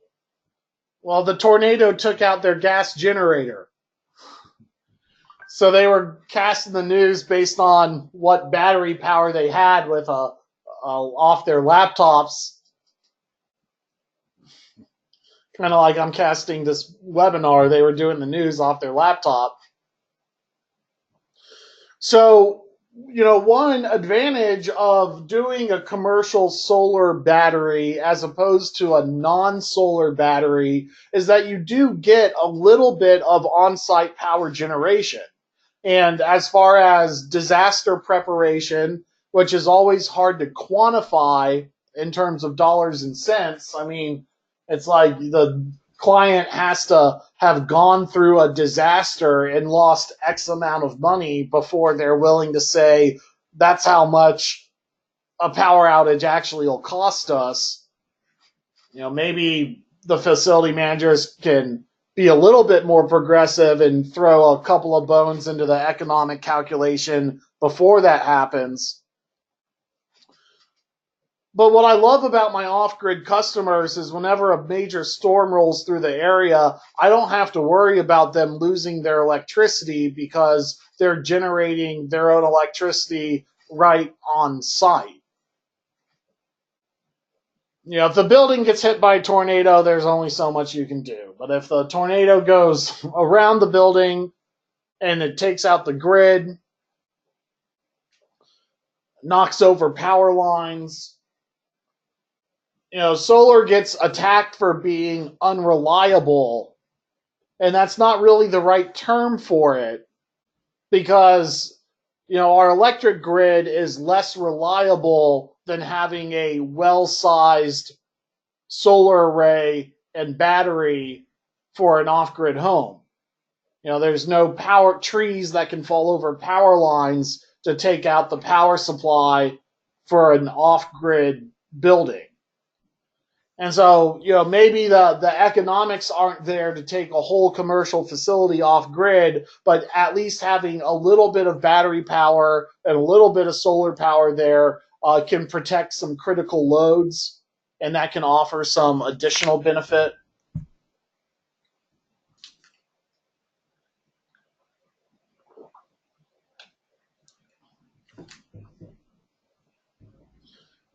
Here's a summer day rather than a winter day where you're really not using the battery at all. It's the solar array that comes through to reduce the facility peak demand, and the battery's just hanging out and playing free safety. And so, obviously, when we're talking about a $140,000 solar project where it's $100,000 in batteries and $40,000 in solar, the batteries are the number one cost. And remember that the more we go down our little load profile triangle, the longer the runtime is for our battery to keep the demand below a certain threshold. And so sometimes increasing the size of the solar array has a benefit of reducing the runtime of the battery. And so particularly if your load is more like a plateau that occurs in the middle of the day, being able to dip it down from your solar array will then create two little peaks of demand, which you can then start load leveling with your battery. So, the solar array isn't completely worthless. In fact, in some facilities, you'll have to take a whack at the middle of the day load in order to have any substantial reduction in demand savings. Like a school building. A school building, really their load profile just goes up at 8 a.m. and then stays flat throughout the day and then drops at 5 p.m. When your load profile is not a spike, but instead when your load profile is a plateau, that's where you might uptick the size of the solar array to drag the plateau down and create two spikes.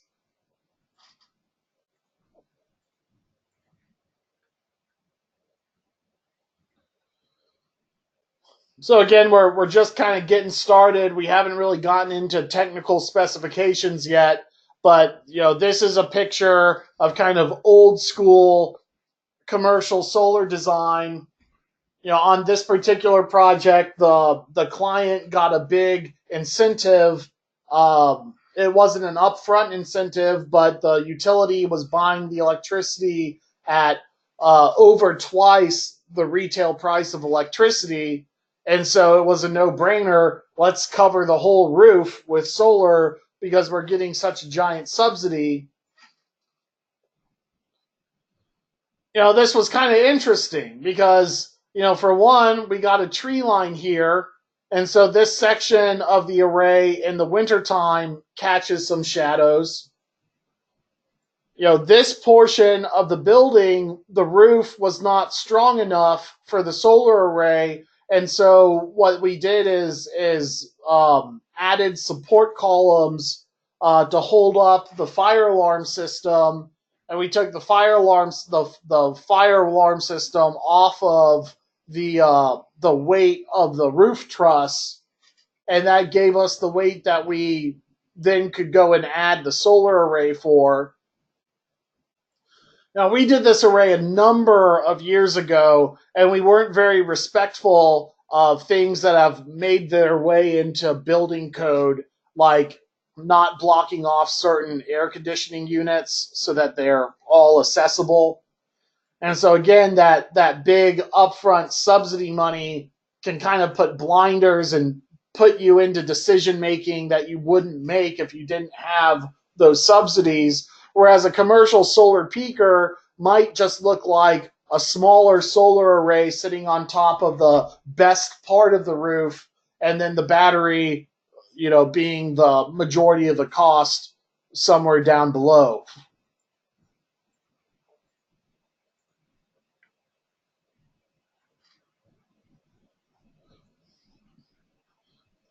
Furthermore, the more you try to offset your bill, the further into a plateau rather than a spike you get.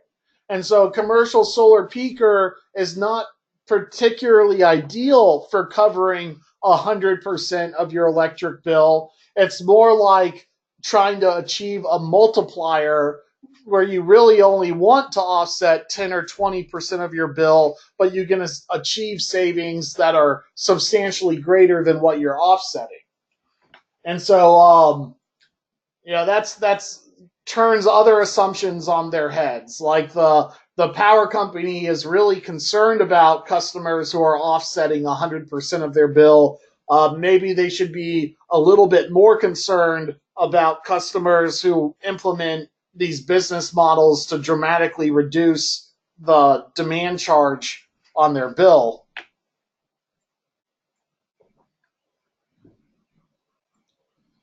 So we talked about small demonstration projects, being cost effective. Even if they have a higher dollar per watt install cost, it's a little bit easier just to give your load profile a little bit of a trim rather than doing something deeper. So this was a load profile of a school building. I think the time scale must have been off on this. I'm not sure exactly how that reflected into it. But, what we concluded was, this school has, this is a 1 megawatt load here. The school had such a big load profile that if we just used a battery, we would have to, just to shave off the spiky peak, it would be a relatively small project, and anything greater than that would have a rather substantial battery runtime. That's where you would have to start implementing solar to drag that load down and then shave off some of the resulting peaks with a battery.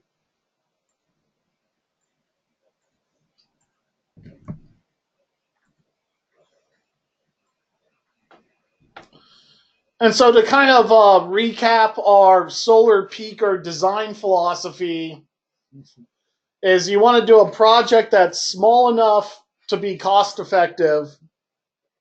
So if you're running simulations and you're just not getting any good payback, you might take a step backwards and say, well, let's think about doing a smaller project rather than a larger project and seeing how the economics look with something smaller. Still, you want a large enough battery to shave off all of your spiky peaks. The spiky peaks are the low-hanging fruit here. You want to have a large enough solar array where it starts to, without the support of the battery, reduce the demand of the building in the middle of the day. But you don't really need a solar array or really want a solar array that is any larger than what's required to charge the battery fully, because otherwise you're just spending your money on solar that's not cost effective. We go back to our previous design example where we sized the solar array to be kind of twice as large as what was needed. If we did a 10 kilowatt array at $3 a watt instead of a 20 kilowatt array at $2 a watt, we would have taken $10,000 off of the project value, and that would have pushed our payback from 8 years into the 7-year payback range. And so we don't want to overkill it on the solar array side. That might be the difference between qualifying the project for a capital equipment loan versus not having a financeable project. So, you want to have a solar array that reduces the peak midday, but is also kind of just large enough to charge the battery fully. And then also consider what are my critical loads that I want to protect if, in fact, there was a power outage at the facility, to get a little bit more value out of that. Because it's still going to be very hard to get a 4 or 5 year payback out of these things. If that could be regularly achieved, everybody would be running out and doing it. And only in your extreme demand charge cases do we see that happening.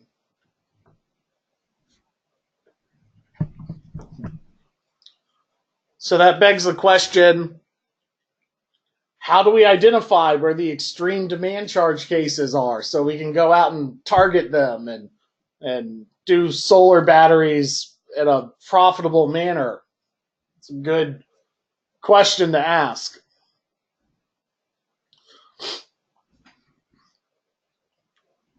Well, there's a few kind of rates out there. There are flat charges, fixed fees. Maybe they're called cell phone style billing structures. Time of use rates, where you have a higher rate sometimes of day, lower rate during other times. Those aren't particularly good for batteries. When you get into large fixed fees, you got to go off grid. Or you have time of use rates. If they're aligned with times of solar production, that's great. Usually they're better for west-facing arrays rather than south-facing arrays. Sometimes they can increase project economics, but I expect the time of use rates to shift down the road. You can have seasonal demand charges where you have a lower demand charge some months of the year and a higher demand charge others. And then there's kind of another structure I call it a rectangular rate structure. They call it a tiered rate structure. And that might be a demand charge. Sometimes it gets further complicated because it's a kilowatt hour charge based on your demand. And that's essentially the same thing as a demand charge. So it's like if you go above a certain kilowatt hour charge, so it's not quite a progressive or regressive rate structure where the more energy you use under a regressive rate structure, the less you pay for it. Under a progressive rate structure, it's the opposite. The more energy you use, the higher your rate goes.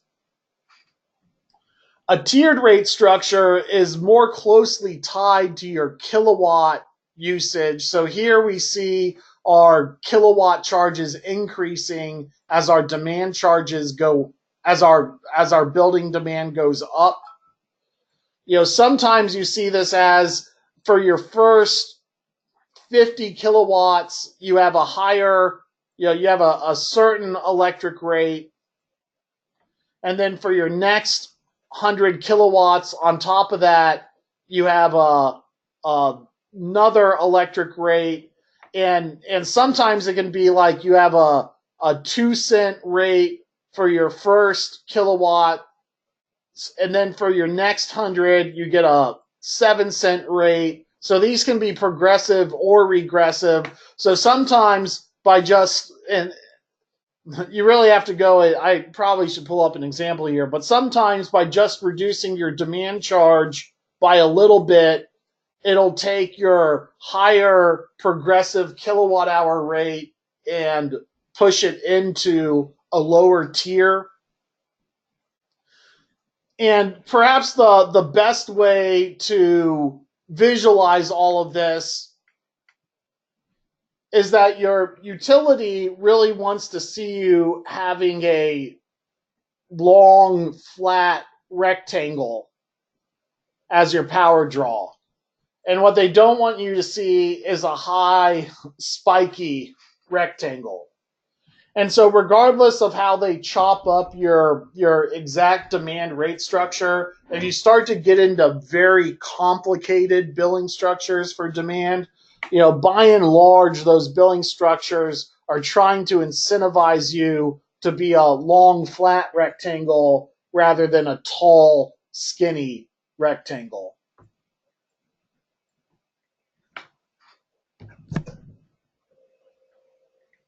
We'll take a break at the top of the hour.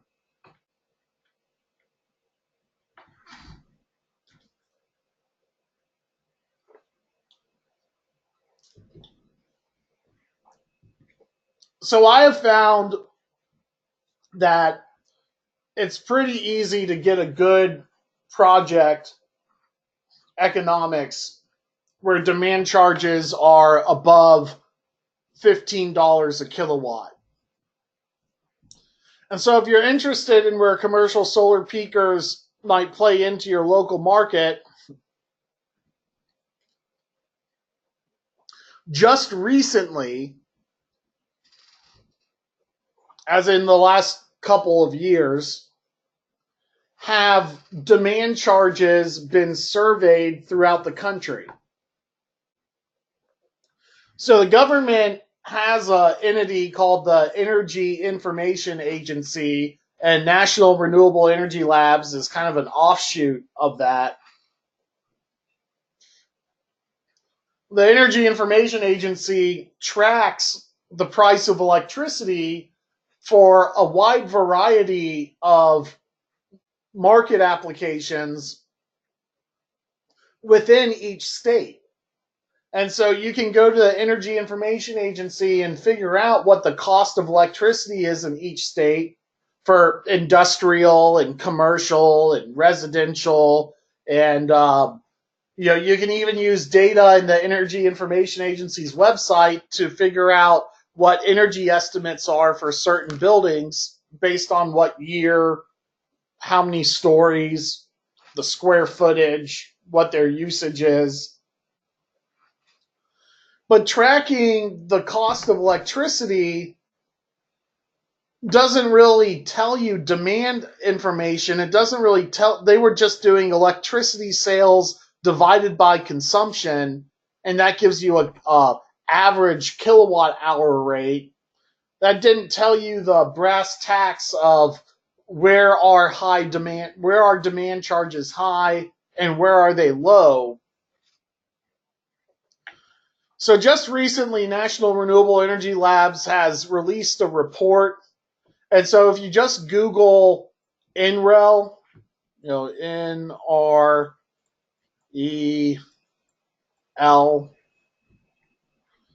and then you go to the U.S. demand charges. So if you just Google NREL demand charges USA, you'll get to this report.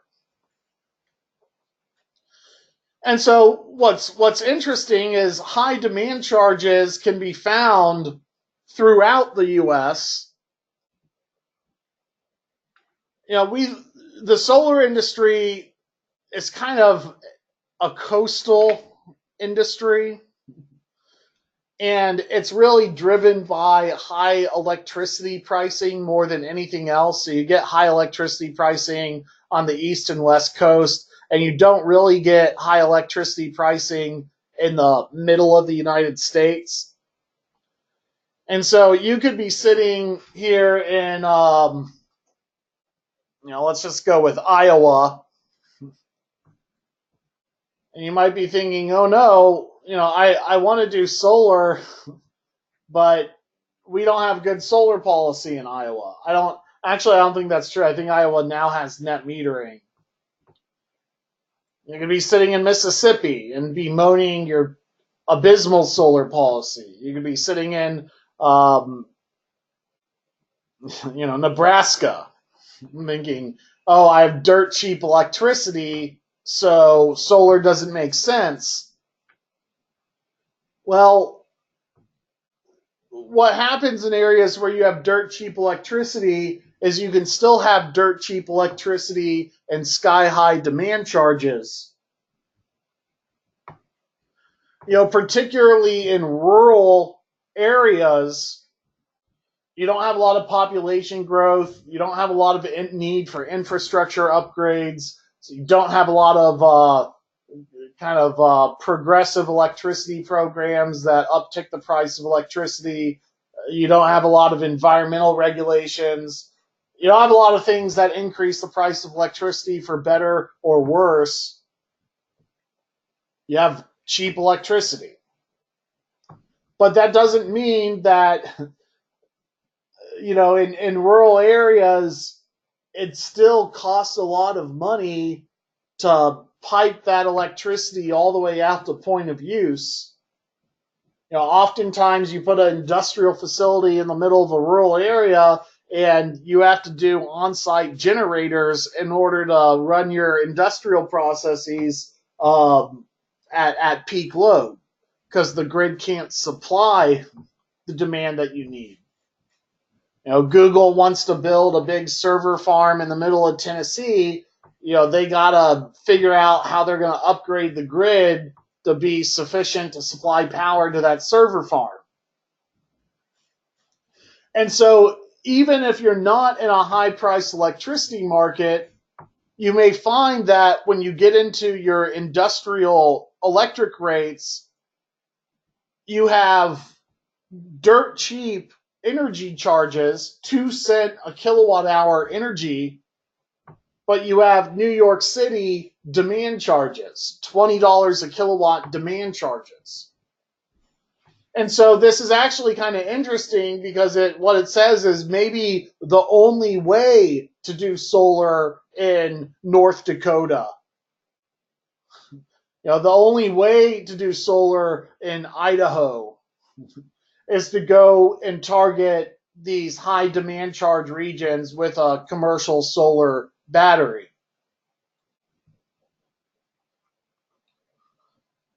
This graphic is not as useful. What it's showing is the number of customers where the demand charges are high. And so maybe the combination of these two graphics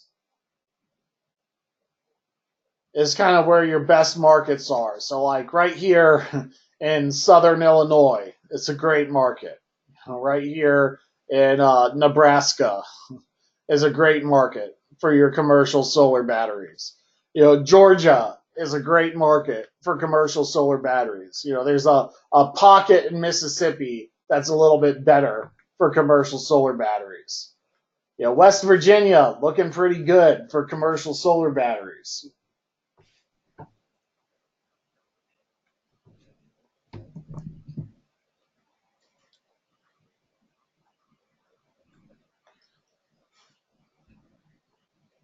And so I'm not quite sure why. So basically what we're saying is, here we are in the middle of the U.S. where there's very little solar going on. West Virginia, not much solar going on in West Virginia. Some of these markets are just ripe for picking for commercial solar batteries because, the California market is pretty well saturated. The Northeast Coast market's pretty well saturated. Not to say that commercial solar can't work well in those states either, but when we talk about a 100% renewable grid, the real question is, well, how's that going to work in the middle of the country where the price of electricity is quite inexpensive? And maybe the answer is we have to do the most cost-effective application of the technology. Okay, so it is 1:05 now. We're going to take a 15-minute break, 1:05 Central Time. We're going to take a 15-minute break and come back at 1:20. So let's take 15 and pick it back up at 20 after.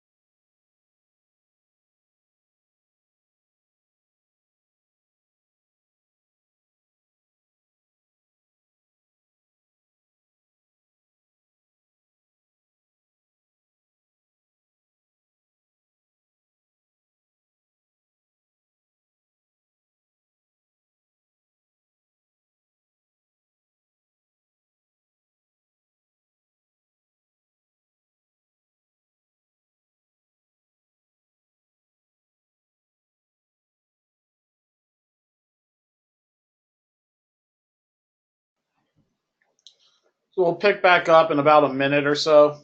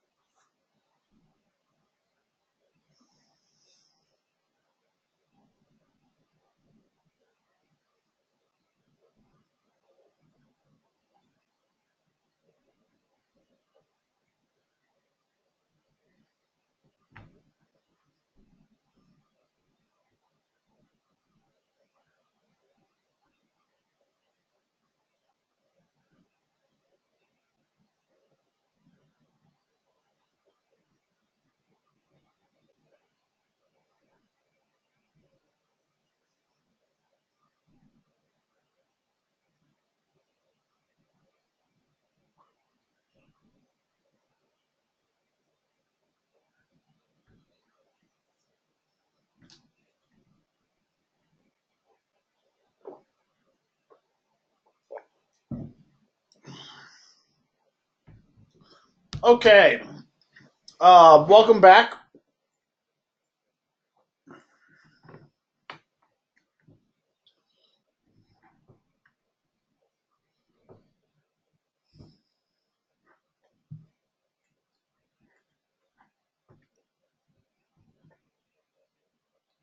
All right, so some of these slides, we've already reviewed this electric bill. I guess I have it linked on this one.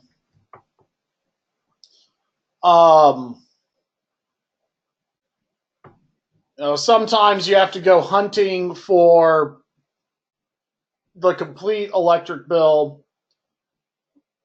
Sometimes the fuel charge is not included.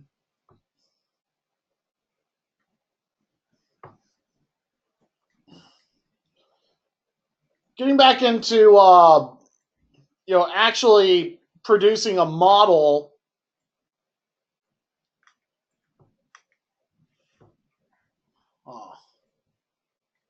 I thought I had that linked. I'm not able to click on it.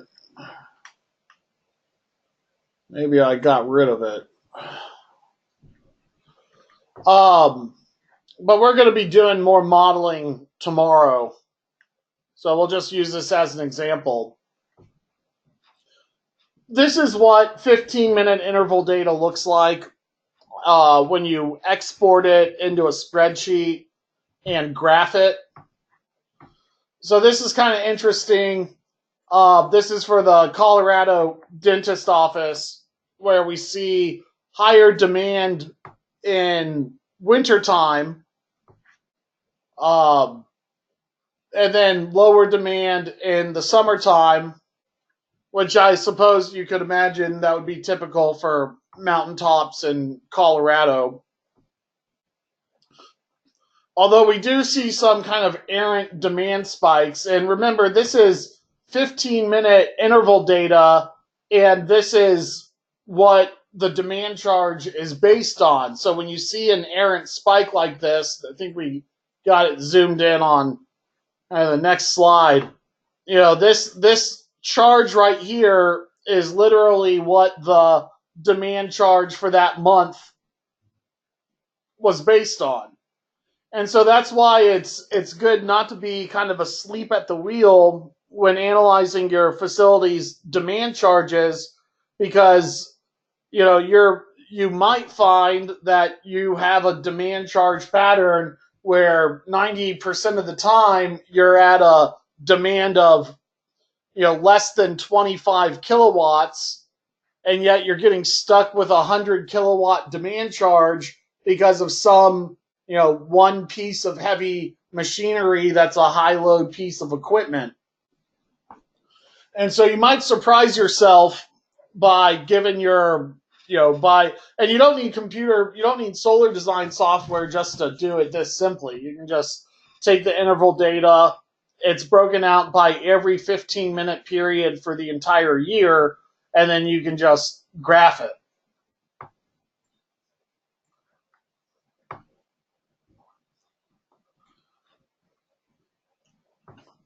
And so, again, what we see is kind of zooming in on that one single day. These are still 15-minute intervals. For a battery for this office, if we just ran the battery for, 1 hour, the Tesla Powerwall is rated for 2.5 hours. So this dentist office doesn't necessarily even need a battery that's rated for 2.5 hours if they switched off of the Tesla Powerwall platform and onto another battery with a different inverter that allows you to discharge it more quickly. Because Tesla kind of takes the Macintosh approach or the Apple approach, where they're intentionally limiting the capability of their system so that they can achieve the longevity of the battery life. We're going to look at a different system in a few slides where it's more purpose-built for rapid discharge. But so here, if they had just run their battery for an hour, they could have kept their demand charge from 100 kW and knocked it down to below 25. Or furthermore, if they just ran their battery for a half an hour, gone from 100 kW down to 50.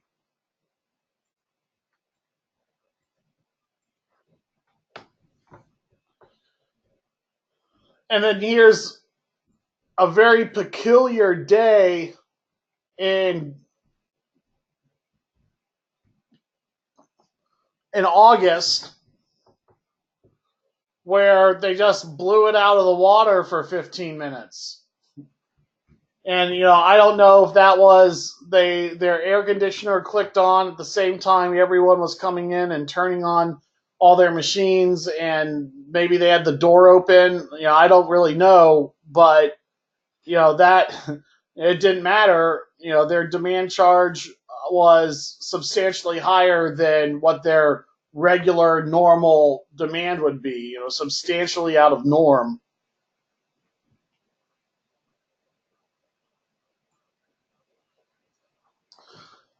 We have a question. What smaller battery manufacturers have you seen customers accepting?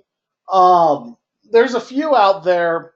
LG Chem is the kind of main competitor residentially to Tesla. But there's a few more. We're going to talk about a Delta system for commercial that I think is pretty good in a minute. And then there's one that's not. There's a Brazilian company called BYD, and then there's another company from China that is starting to get distributed called BMZ. So we'll talk about some battery technologies and costs in a minute. But to answer your question, LG Chem's popular, BYD is popular, and BMZ is popular. And then at the commercial level, I think Delta needs to be given consideration. My favorite lead acid manufacturer is Hawker. They're a big forklift lead acid maker, and like one of the top 3 globally. And Hawker is about to release their own battery equivalent to the Delta system that we'll be talking about in a minute.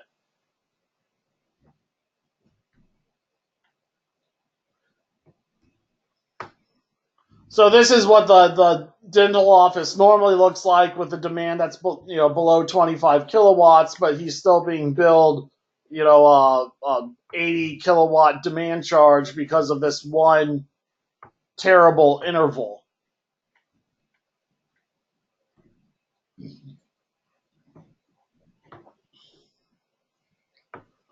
Okay, so we're back to looking at commercial electric bills.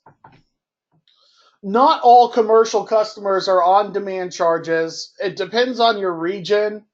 Commonly, commercial customers, if your demand goes below 50 kilowatts, you're going to be on a rate structure similar to a residential rate structure. So not all small commercial buildings are well suited for solar peakers. Likewise, you have this conundrum of, well, if I do too much demand charge reduction, like with this dental office, then all of a sudden my rate structure is going to flip back into a energy only option. And that might not be in his best interest. It might be best just to make sure that he hits a 51 kilowatt demand, at least once in the year, so that they don't switch him over into an energy rate structure, at which point he would need more solar and less battery.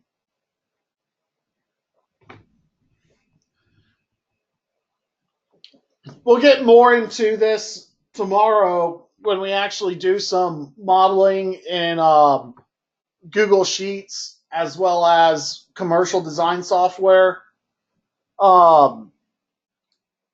But we can actually use PV watts and a spreadsheet to model roughly demand savings. You don't have to buy commercial design software, although there's some very good commercial design software available.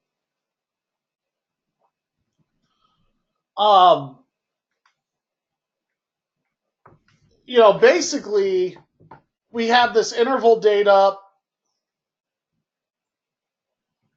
and we have this design software called PV Watts.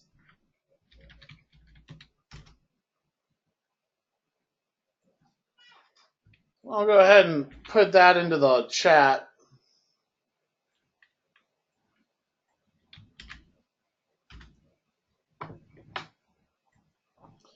So PV Watts is a solar calculator. Let's go ahead and put in, let's just do Kansas City. Kind of the middle of the U.S. And I think what people tend to forget about PV Watts, what I do for PV Watts when I do my models, I always just do a 1 kilowatt solar array, because that gives me a scalar. So that then I'll take my PV Watts output and then I'll put into my spreadsheet a cell for 100 kilowatts and then multiply everything in that column by the size of my solar array. Maybe we'll go ahead and start building the model now so that will make more sense when we complete it tomorrow. 1 kilowatt array, and we can say, okay, it's going to be on the roof and the tilt angle is going to be 10 degrees. That's kind of typical. I'll just keep the system loss figure the same, and it'll end up being conservative. And this is for a south-facing array. Now, not changing too much up about it will give you a very conservative estimate.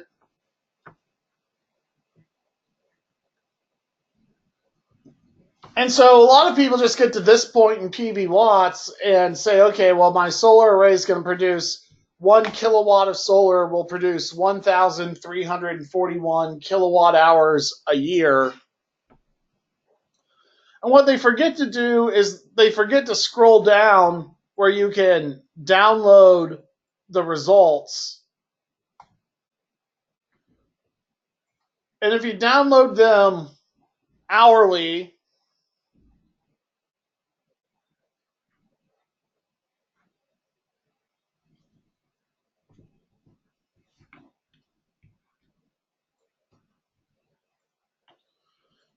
what you get is a printout of every month, every day, every hour of the day, what your system's going to produce for our 1 kilowatt solar array. And maybe the only trick, because your interval data is in 15-minute periods, and this is hourly production data. So to go from hourly production data to 15-minute production data, we just kind of assume that it's all going to be the same from the hour to the 15-minute interval, even though it'll be slightly different. I mean, just copy and paste this data 4 times over. So that's 1, 2, 3, 4. We'll go ahead and get rid of this stuff that doesn't matter for the purposes of class. And then we go and we sort our data, first by month, then by day, and then by hour. And now we have 15-minute interval data instead of hour interval data. And so we can say, like, okay, so on January 8th, our solar array for at 8 a.m. is at 85 watts. And then at 8:15, it's at 85 watts. And then at 8:45, it's at 85 watts. And then and so you get the picture. And so then we have our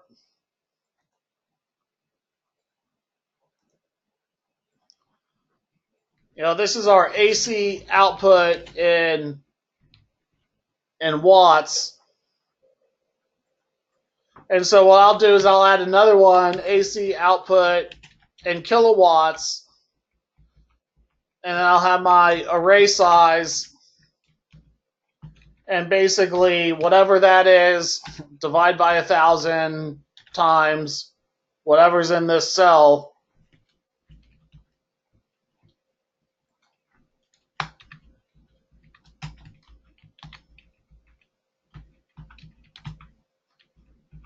And through use of spreadsheet formulas, now we have our array AC output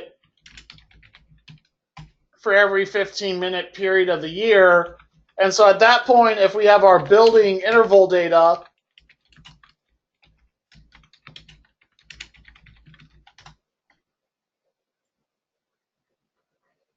kind of make it a little easier to read.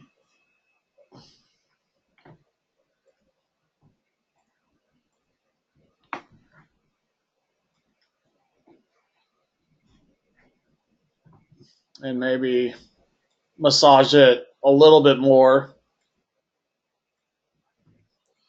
If we just download our building interval data from our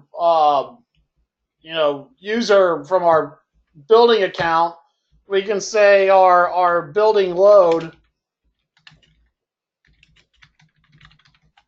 without batteries would just be subtracting the building interval data, then subtracting out the solar array, and that will give us, whether or not just with batteries and solar our array is, what our new building demand would be.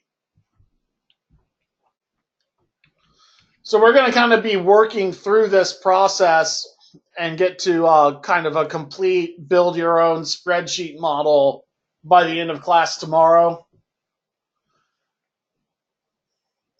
And so here we have our PV watts data, outputting it, going from watts to kilowatts. I guess that's mislabeled. That should be watts. And column on the right is kilowatts.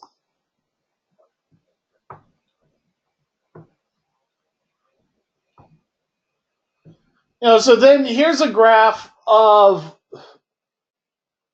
how my battery bank usage is going to play out. That's kind of based on the opposite of our building interval data to begin with, where we see our spiky loads exceeding a certain threshold. Through creative use of formulas, I'm trying to say, okay, well, I want a battery bank that's going to reduce my building power draw down to 25 kilowatts or down to 51 kilowatts or whatever arbitrary number it is. We need to have another column added for our battery bank usage.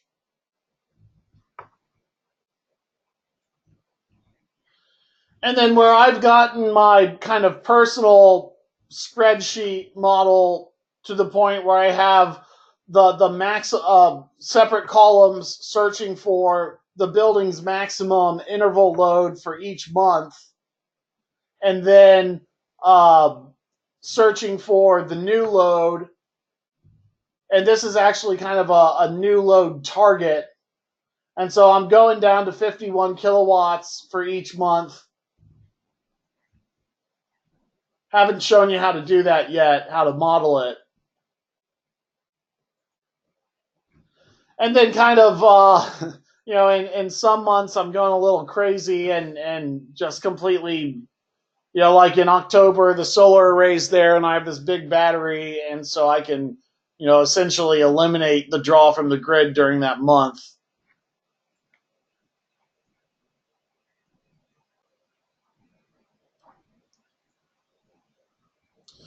And the reason why this is important is so far in our economic modeling, we've just taken the demand charge and then assumed our battery bank capacity and inverter output can operate 100% efficiently, although we're not actually going in and finally targeting anything in terms of right sizing the system, getting the right array size to the right battery size.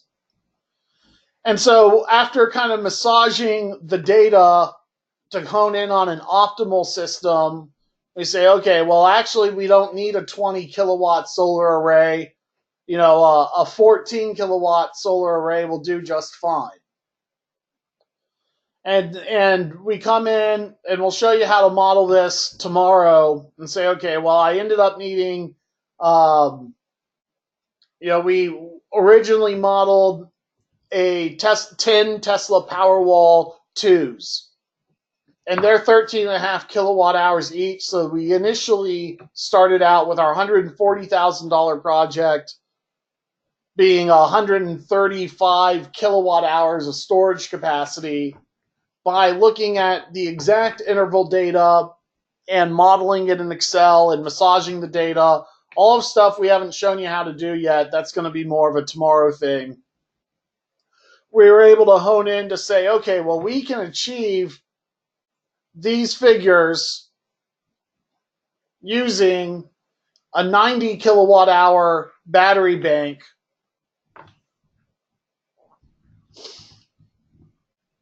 And if we combined it with 14 kilowatts of solar, doing the battery component of the project at an installed cost of $740 a kilowatt hour,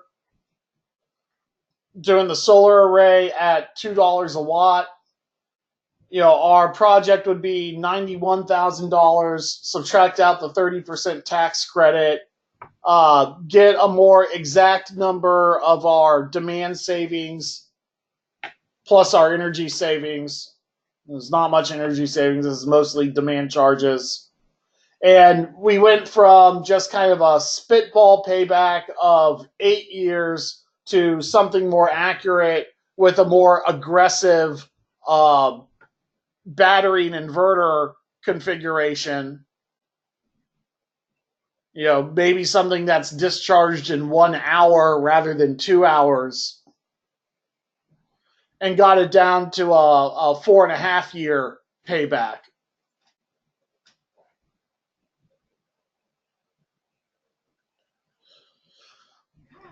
But before we can actually go in and start modeling very rapid discharges of our battery banks, like a 1 hour when Tesla's saying, oh, with ours, we're going to limit it to 2.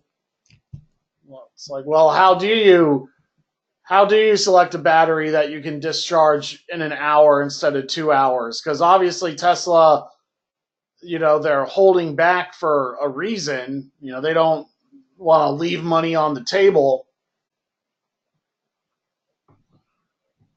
And how do you get out of that, with like Tesla, they have availability issues.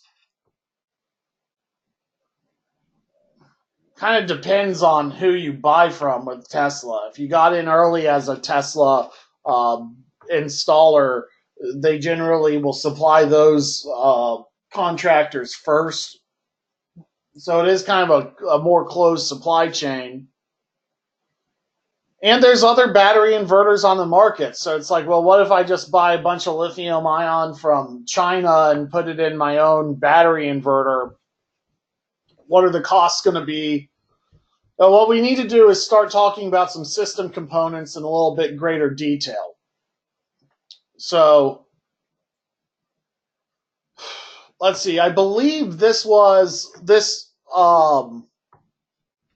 battery warranty was for a not the Tesla Powerwall, but a higher end battery. It probably should have come a little bit later, called a lithium iron phosphate battery. But independent of the battery chemistry, this is a good opportunity for us to take a look at some of the common spec sheet items for a lithium ion battery. You know, in lead acid batteries, you get a depth of discharge cycle rating chart that says, okay, well, how you use the battery. You know, if you only discharge at 30%, you get so many cycles. If your average discharge is 60%, you get so many cycles. Lead acid is much less elastic than lithium. And in a battery where it's designed for off-grid, where you're going to be using it 24 hours a day, you don't need a battery that you can fully discharge in 1 hour. So you don't need the bounciness or the springiness of a battery that's going to be used 24/7. But a battery that you want to fully discharge in an hour and then recharge with your solar array and then fully discharge in another hour for the evening rush, perhaps, you know, you're going to be, and not buying a battery where you're using it for the whole building load, but you're just using it for a small portion of the building load under heavy and rapid duration. That's a battery that needs to be springy, you know, something that can discharge and recharge and discharge and recharge. And lead acid is not good for springiness. You know, in fact, what happens when you, and we talk about this more in the off-grid class, but when you discharge a lead acid battery within a 2-hour time frame, it's kind of like when you take a paper clip and you put it on both ends of your standard, you know, AA battery, and the paper clip gets really hot, and then the battery is completely bricked. You know, when you try and fully discharge a lead acid battery under a whatever load that it takes to discharge it within 2 hours, you're going to generate so much heat that the power that you get out of the battery is going to be very small. The most quality lead acid batteries on the market are industrial forklift batteries, and they're designed to be discharged over a 6-hour time frame, and it's logarithmic. So, you know, the standard lead acid batteries are only efficient under a 20-hour or maybe even a 100-hour discharge rate.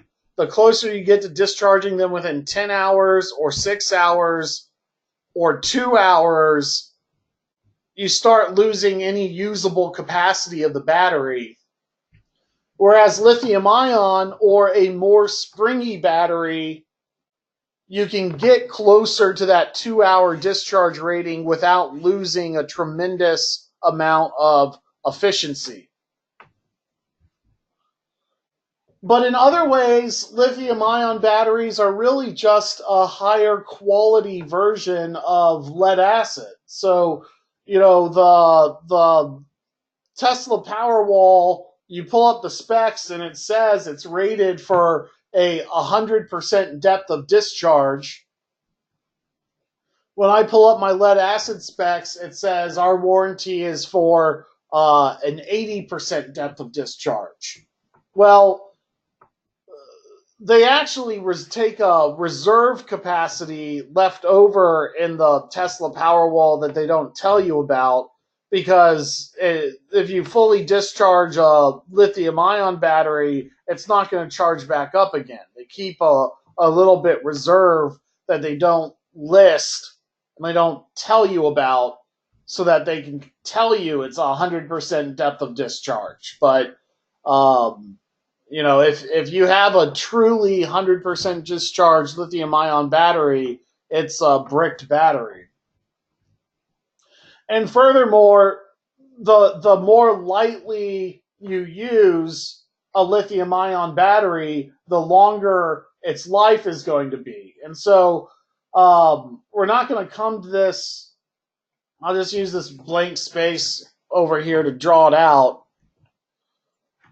But whereas if you got your cycles here, so let's go up to, say, 3,500 cycles, and you have actually that's a little too big. Let's say up here is 10,000 cycles, and over here is 80% depth of discharge, and maybe this is 3,500 cycles. What a lead acid battery will do is it kind of looks like this, where there's a deflection point. And with lead acid, you want to stay on this side of the deflection point. Whereas lithium ion is a smoother curve without any kind of discernible deflection point. If you take kind of the inverse of this graph, what you get is a discharge rate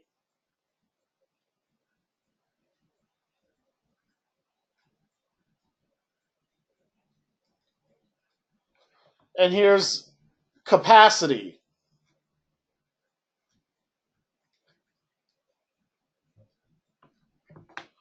And with lead acid,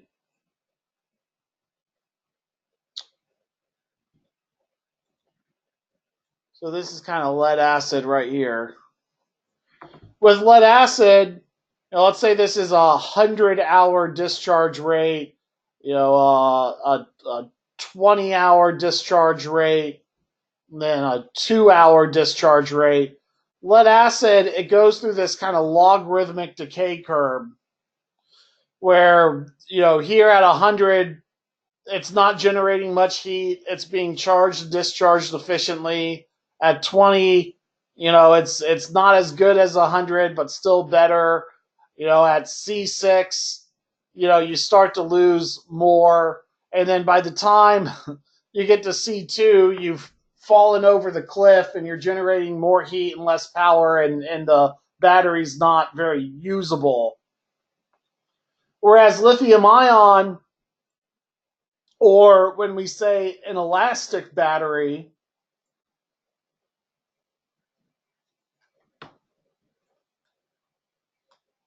I'll use yellow, there's still a cliff that you fall off at the end where you can't discharge it much faster than its listed rating, or else it starts to heat up and become inefficient. But beyond, when you haven't fallen over that cliff, instead of it being a logarithmic decay curve, it's linear.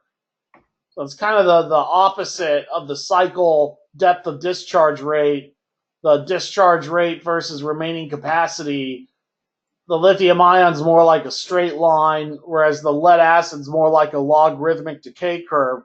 And basically what this means is, if you have a lithium ion battery and you're only using it to a 50% cycle, it's going to last twice as long as a lithium ion battery that you're bringing down to its full rated capacity. So, like, in other words, if you undersize your battery bank by double or oversize it by double, if you buy twice as many batteries as you meant to, that battery bank is going to last twice as long. And that relationship is much more linear for lithium ion than it is for lead acid. And there's some additional nuance there for off-grid, which is why I generally, and the combination of that nuance and hard upfront capital cost is why I recommend lead acid for the off-grid market.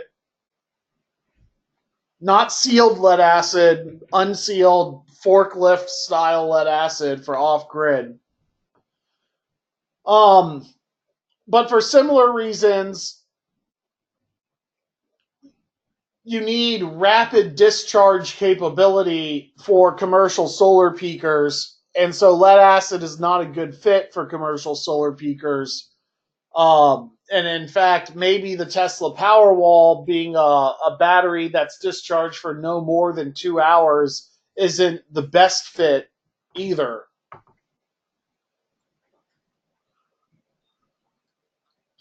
So we're some items on the spec sheet, and we're going to go and review all this, hopefully a little bit more clear than what that was. But what we have are a cycle rating, a depth of discharge rating. So here they're giving you cycles and depth of discharge. And then they're also giving you a discharge rate.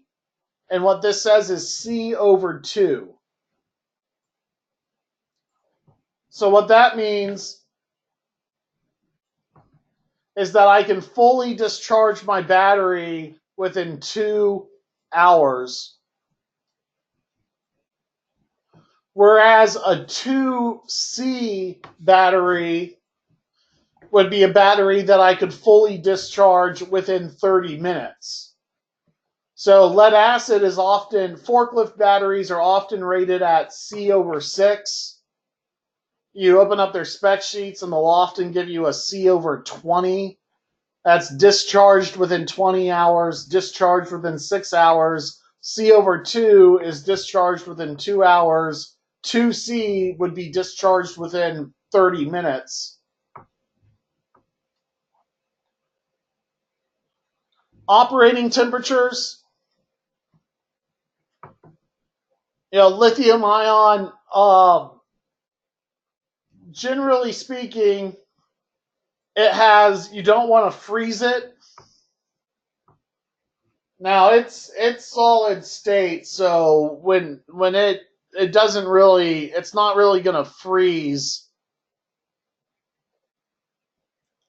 It'll lose its capacity, but it's hard to damage it by freezing it. Lead acid, you can damage it by freezing it, but that doesn't tell the whole story either, because it doesn't really freeze until you get into the 10-degree weather rather than 32-degree weather. So, lead acid can take low-end temperatures as well as lithium ion. On the high end, lithium ion doesn't take hot temperatures as well as lead acid. Hotter temperatures are going to damage the battery. And so all of your lithium-ion batteries should be in temperature-regulated environments, just like with electric vehicles. So it's better to put the lithium-ion battery in a garage rather than outside of the house. It's really best to keep it in an air-conditioned room.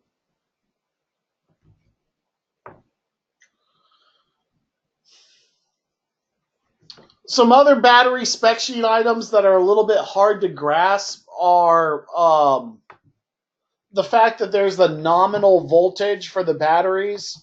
And so, here we have a 24-volt nominal or a 48-volt nominal. And often lithium ion are at much higher voltages than that. It just depends on how many little batteries are inside what we're calling the battery. But when we say a 48 volt battery or a 24 volt battery, we're talking about the nickname of the battery voltage. We're not actually talking about the battery voltage that when you hook up a voltmeter to the battery, we're not talking about the voltage that you'll actually read. And the reason for that is the battery voltage is not like at 100% charge, you're at 24 volts, and then at 0% charge, you're at 0 volts. It's more of a kind of a logarithmic decay curve where you get a flatter range in the middle, and then you're dead at the bottom. Same with lead acid. These are really just battery things. And so what we're talking about is maybe when you have a 48 volt lithium ion battery, you're charging it up to 50 volts.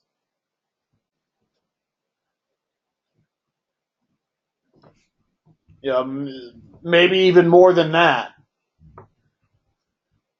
On an unsealed battery, and lithium ion batteries are sealed batteries. On an unsealed battery, you might charge a 48 volt battery up to 57 or 58 volts.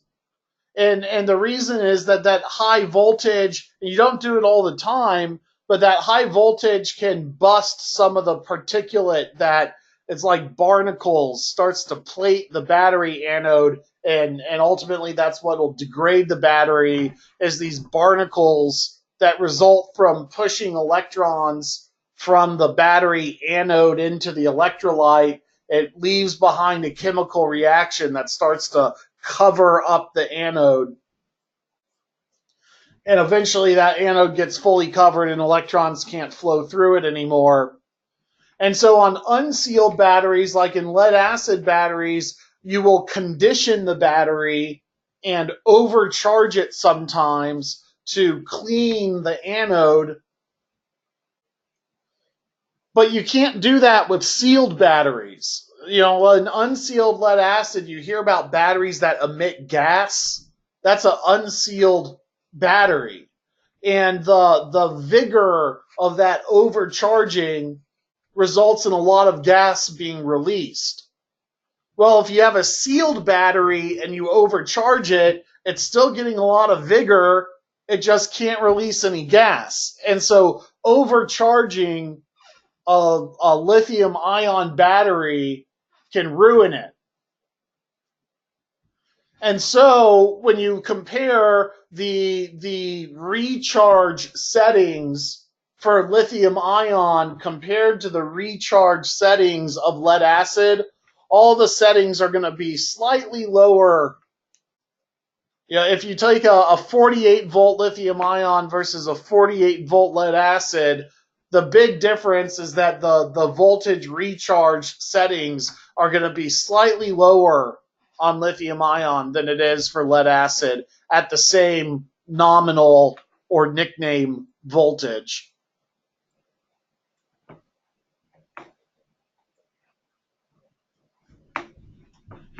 And this picture really should have come a little bit later. We're not quite ready to talk about. Well, really what's missing here is the Tesla Powerwall spec sheet. So here we're comparing lithium iron phosphate to lithium titanate. So let me just go online here.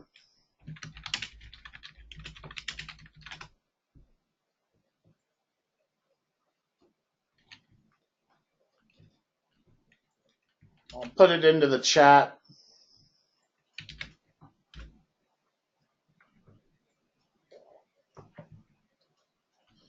Here's the Tesla Powerwall spec sheet. And so what we see is that it's a 14 kilowatt hour battery, but its usable capacity is 13.5 kilowatt hours. So when they're talking about a 100% depth of discharge for the Tesla Powerwall 2, it's at this 13.5 kilowatt hour rate. We also see a real power rating of 5 kilowatts. And so if we wanted to know what the C rating of the Tesla Powerwall would be, 13.5 kilowatts divided by 5, it discharges in 2.7 hours. And so that's like a C over like a C over 3 rating.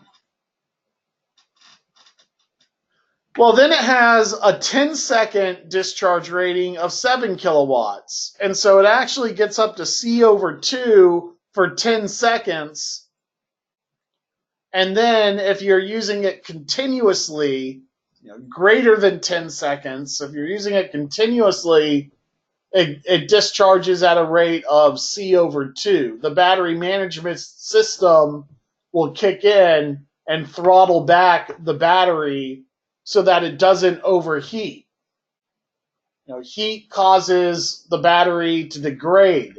Heat causes that catalytic reaction that plates the anode with barnacles to put a little bit more plating onto it. And so, what Tesla is doing is limiting the capability of the battery so that it lasts longer. Similar to how, an iPhone sometimes doesn't get the same specs as a Droid phone, but the user experience is generally more favorable, because they're not abusing it.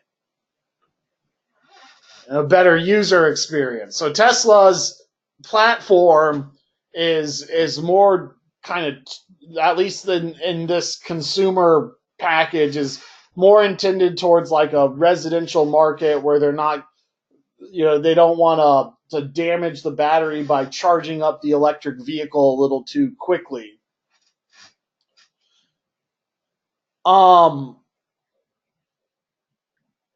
Let's see. They have a 10-year warranty. They're not really giving me a cycle rating.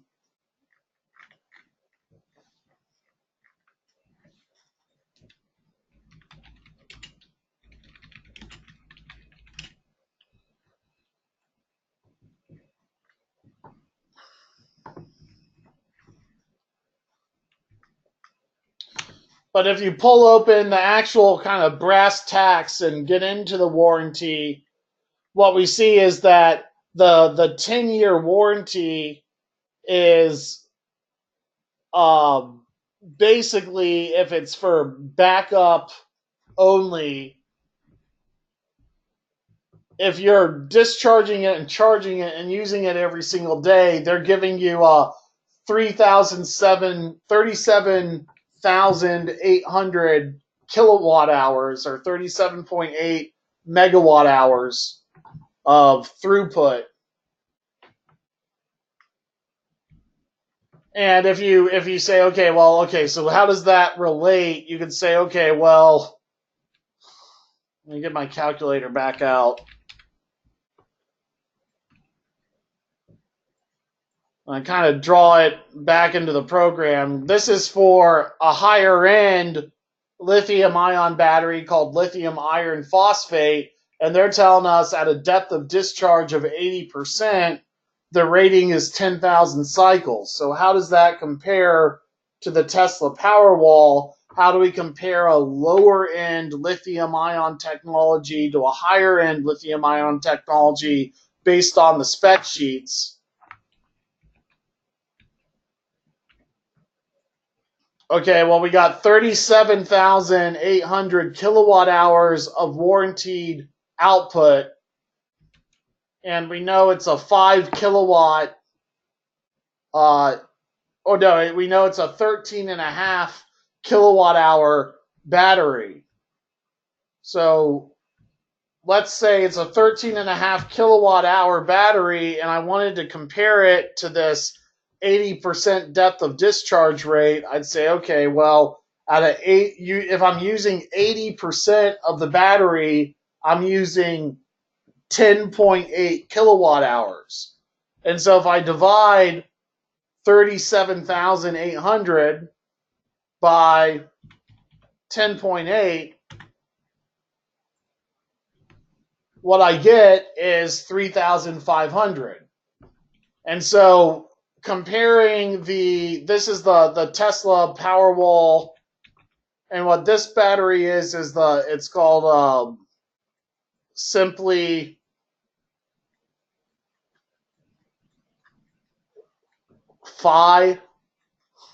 Simplify. It's instead of the Tesla Powerwall is a lithium, what they call a lithium cobalt battery, and what this is a lithium iron phosphate battery versus lithium cobalt.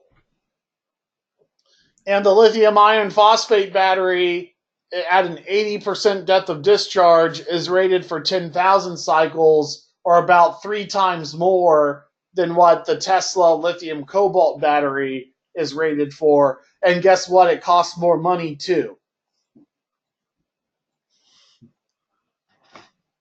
And other than that, the performance is about the same. It still is rated for the C/2 or 2-hour discharge rating.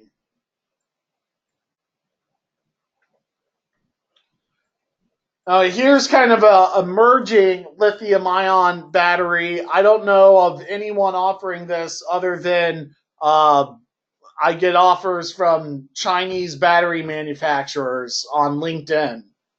I don't know, like Tesla or Simplify. They don't sell lithium titanate right now. It's an emerging technology. And so what they're telling me is that at a C/2, or what they're calling 0.5 C discharge rate at an 80% depth of discharge, the lithium titanate battery is rated for 30,000 cycles.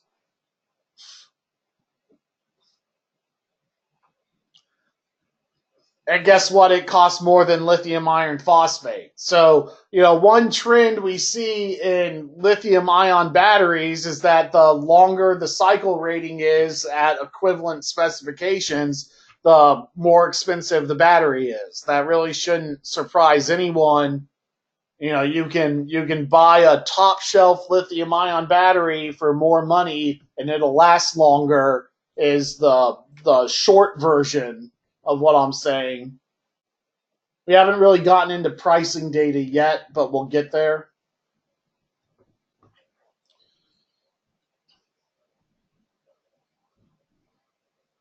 When I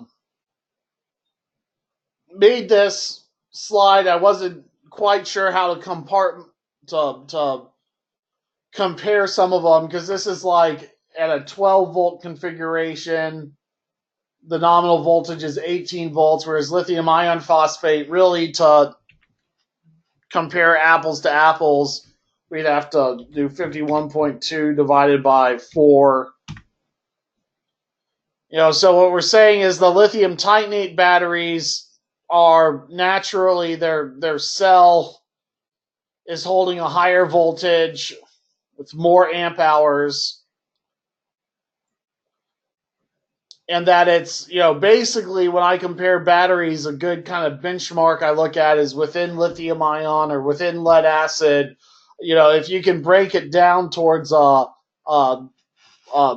heavy it is per kilowatt hour stored capacity, the heavier batteries are the higher quality batteries, or the more energy dense batteries. And we see that in lead acid too. Your industrial flooded lead acid batteries weigh about 50% more dense than your standard lead acid, and that's because of the higher quality anodes. Different materials in the anode, which is what degrades more than anything else in the battery.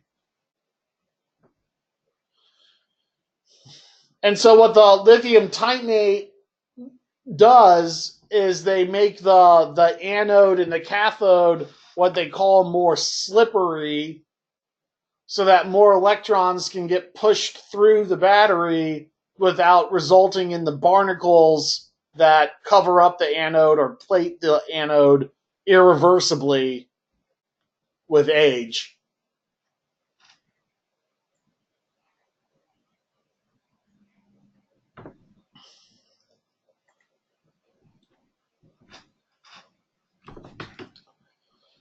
Maybe we should have put this slide a little bit earlier in the program, but now it's going to be a little bit easier to understand. Battery experts will tell you choose the right battery for the application, and you're like, well, what on earth does that mean, actually?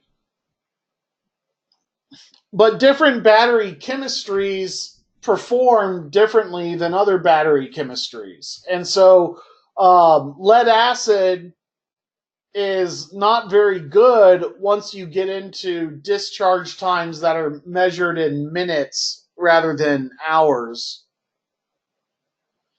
Where lithium ion really edges out lead acid is that it can be discharged more quickly than lead acid. And therefore, when we're talking about commercial solar peakers where you might want to discharge the battery just for an hour or two a day, you can do that more efficiently, more responsively, more rapidly with a lithium-ion battery. But, what I think is important about this slide is to remember that even with lithium-ion batteries, you can't discharge them instantaneously. For an instantaneous discharge, that's when you need to go with actually a mechanical solution like a flywheel, or a solid state electronic solution like a capacitor.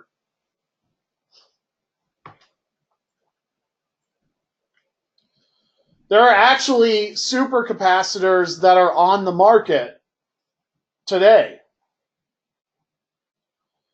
And so you look at comparing the Tesla Powerwall 2 cycles, 3,500 cycles at an 80% depth of discharge. We saw lithium iron phosphate at 10,000, lithium titanate at 30,000. The supercapacitor is, essentially unlimited cycles. It's a solid state storage. There's no plating of an anode. There's no electrolyte. It's really just storing the electricity on one surface and then getting it to touch the other surface when you need it.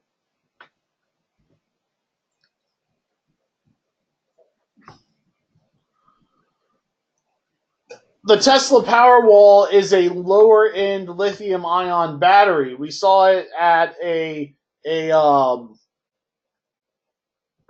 max discharge rate. Here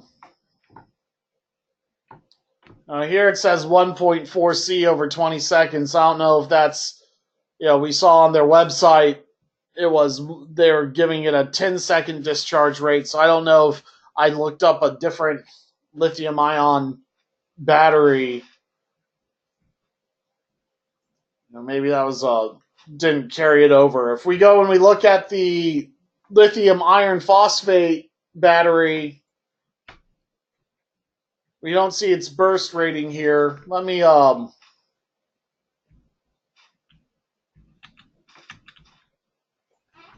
pull up its spec sheet.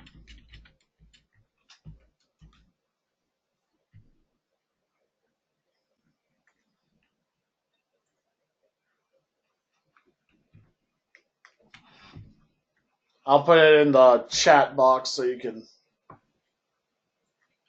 have it on your own too.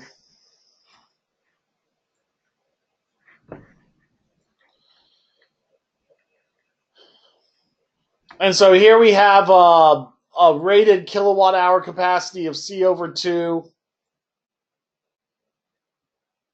And then we get into its maximum discharge current and maximum continuous current.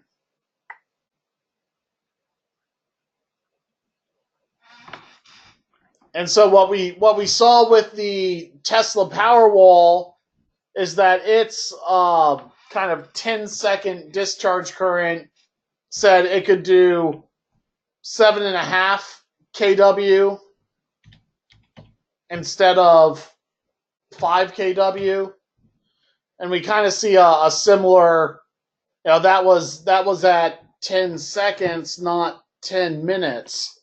And so here we see a sustained 10-minute discharge that's about a third more than its sustained discharge. That would be continuously. And so what we're seeing is these batteries are able to discharge a little bit more quickly for brief periods of time than they are continuously from 100% state of charge all the way down to their bottom usable capacity.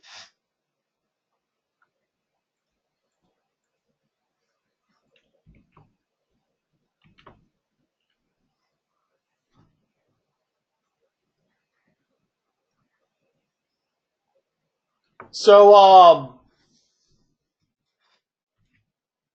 actually what these should be are C over 1.4 and C over 1.7.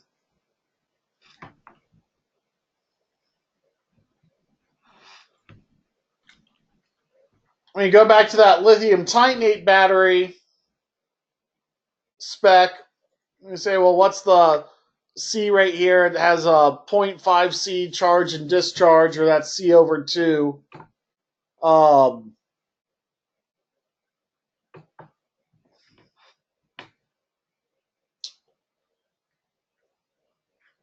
sure where I was looking at that. I think I kind of got a little too eager, and this should be C over C over C over. And so this one, the lithium titanate, is rated for kind of similar performance to the lithium iron phosphate battery, except it has its continuous discharge rate is equivalent to what the lithium iron phosphate can only sustain for 10 minutes, or what the Tesla Powerwall might only be able to sustain for 10 seconds. And same thing with the supercapacitor.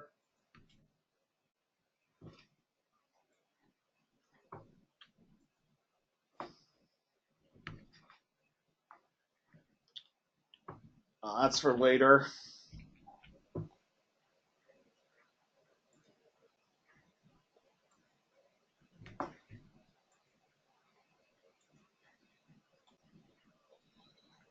This is a supercapacitor that's made in Australia.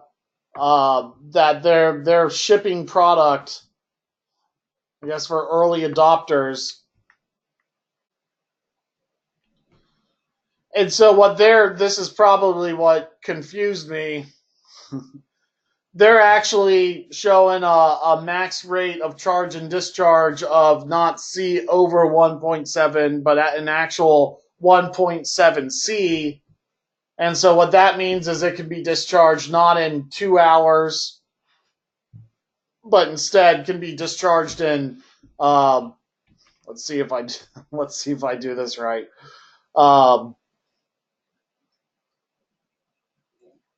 So 1 divided by 1.7 times 60. It can be discharged in like a half an hour would be 2C. So yeah, I think I did that right. It can be discharged in 35 minutes.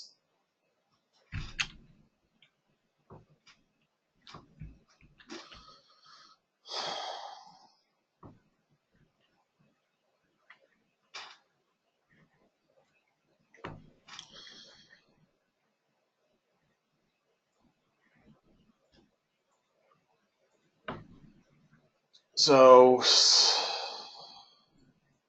kind of a big difference there.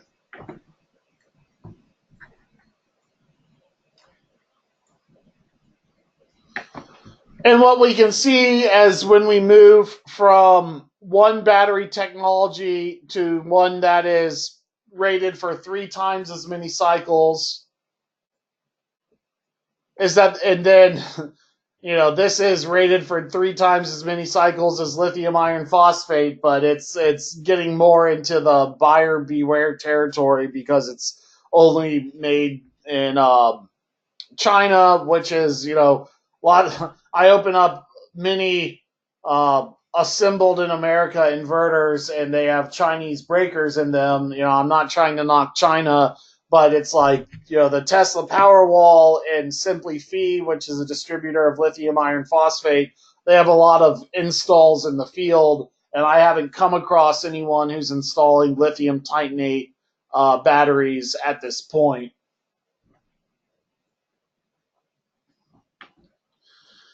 And so as you get into more top tier batteries, the prices go up. And then you get into the super capacitor battery and the price continues to go up to the point where, 1 kilowatt hour for $1,000 is pretty expensive.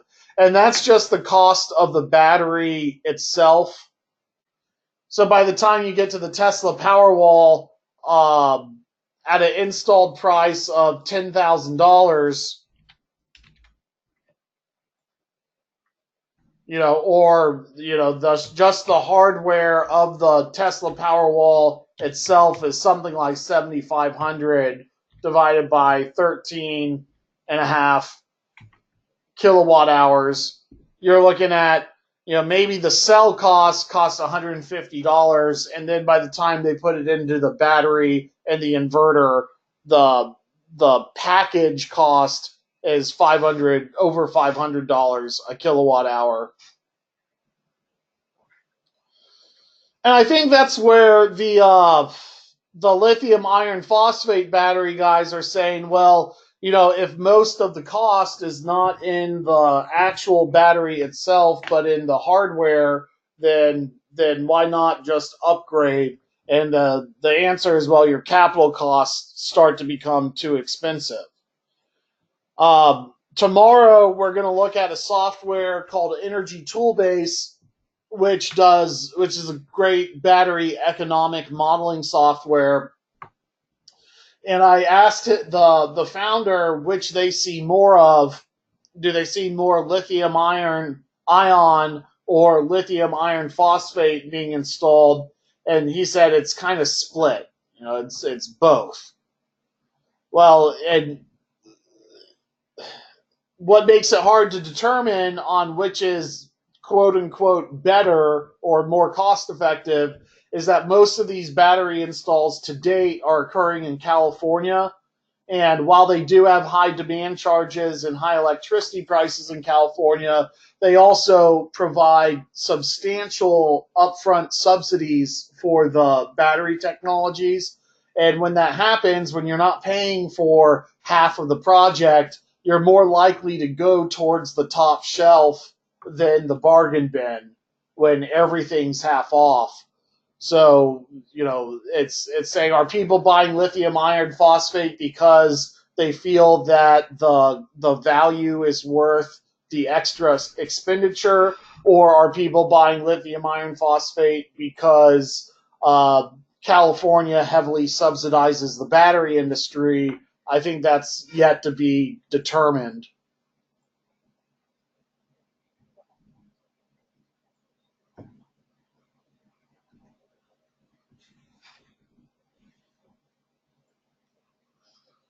So I went searching for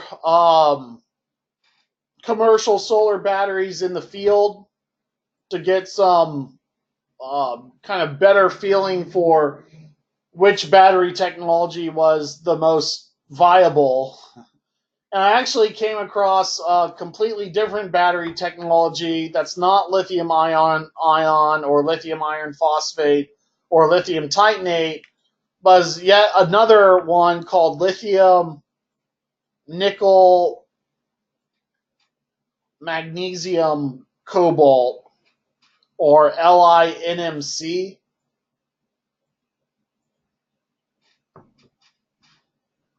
And it's used by a company called Delta, and they're a big electronics company.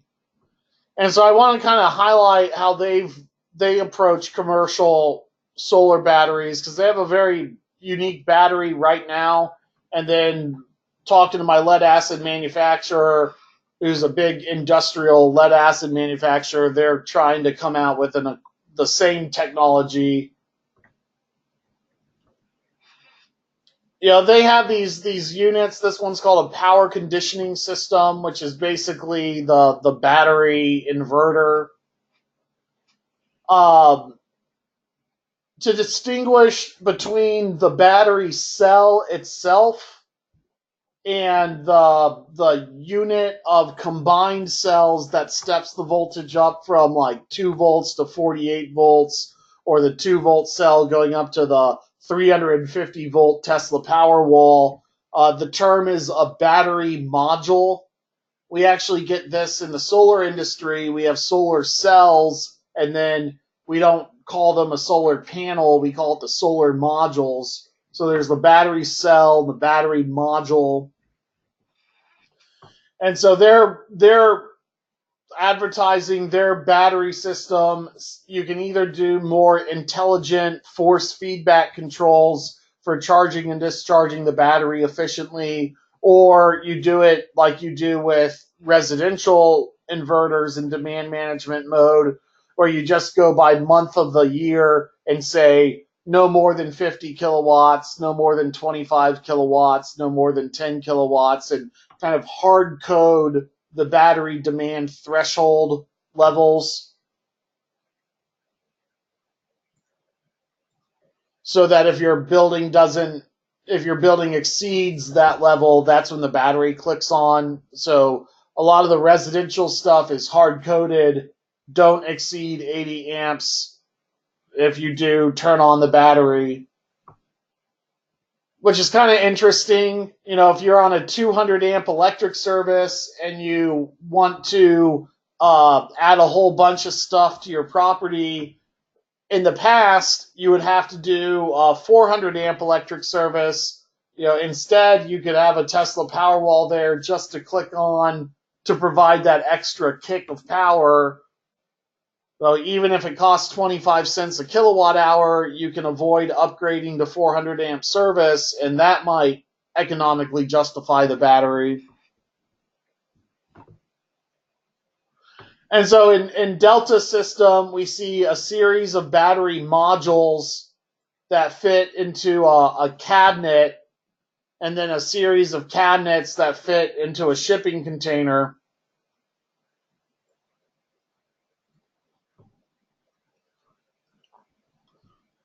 So, okay, so what's the big deal? Why am I talking about this?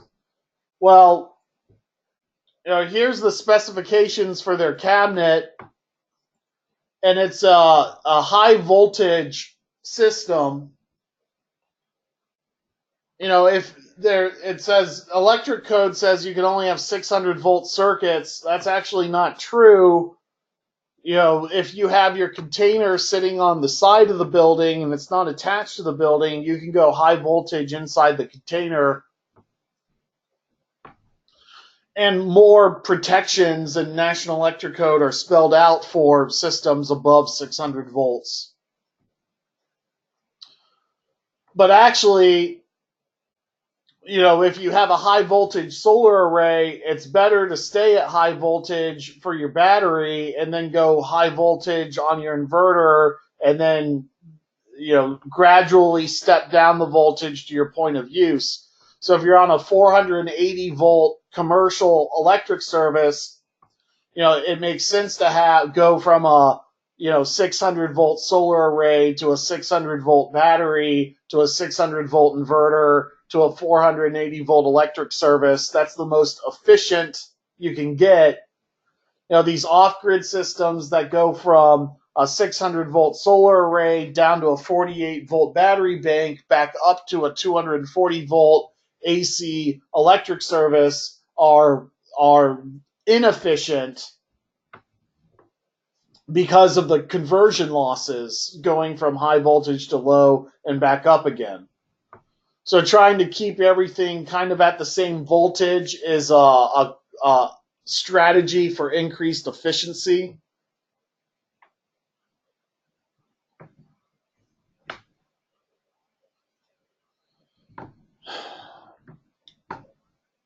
Yeah, so we have a question. It said, we mentioned lead acid freeze well below 32 degrees. However, temperatures profoundly affect the battery discharge rate. Is there similar data on lithium-ion battery discharge rates versus temperature? I don't know any data on discharge rates with lithium-ion battery at cold temperatures. Instead, all of your commercial batteries are going to be temperature managed. So I would imagine that it is profound, that there is an impact. The lectures that I've listened to by Jeffrey Dawn, who's a Tesla engineer and a battery professor, have been more focused on the battery being damaged because of high operating temperatures, more than anything like the speed of discharge. In fact, he seems to suggest that the more quickly a lithium-ion battery is charged and discharged, the less damage there is, provided that you're within spec. And the problems that I've seen with lithium-ion batteries have all had to do with charging it too quickly at too high a voltage rather than discharging it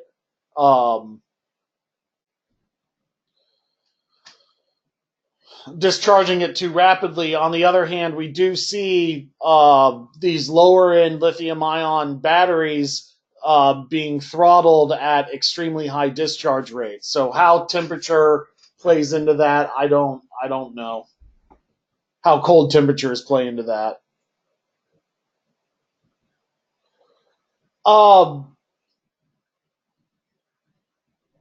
Okay, so there's this lithium nickel battery, and its cycle life really isn't any greater than the low-end lithium cobalt battery.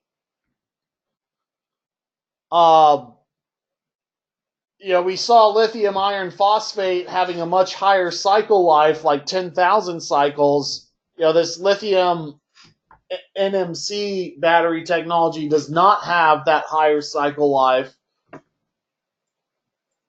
but it does have something else that's very unique. And the downside of the higher cycle life is increased cost. So here's our battery package, and they're temperature controlling the unit.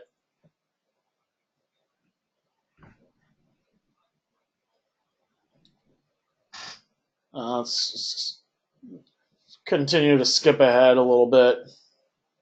Now this is kind of nice for size planning. A 40-foot shipping container can hold about 1,400 kilowatt hours of batteries and inverters and other associated electronics. And I'd say that's about right. I'm thinking about my battery rooms that I've done, and the battery itself doesn't take up much space, but you still need to be able to walk around and access the batteries in a code compliant manner. And it's that code compliance with your workable areas that really get you in terms of expanding your space requirements. So in researching this, I came across a guy who said, and I often will go and talk with Australians because they're a little bit ahead in the battery market. That's where the supercapacitor company is located. And he says, well, I have colleagues in the U.S. who have done some battery packs for, peak demand shaving. They say that they really are targeting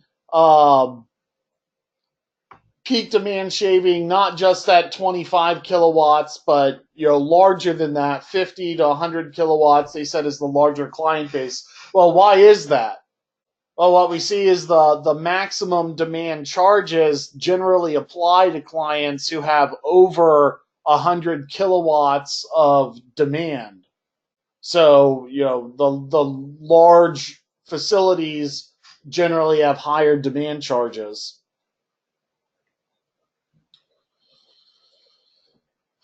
I asked them about stage startups. Why don't you just turn your motors on at different times? And they say, well, there's facilities that don't have the flexibility to do that. To just say, okay, we're only going to use these motors for 15 minutes and then those motors for 15 minutes. It's a little bit harder to control in reality than I guess what we feel like it could be as design engineers. So here they're looking at a fiber optic network, like a server farm that requires to ramp down over a 10-minute time frame from full power and then ramp back up.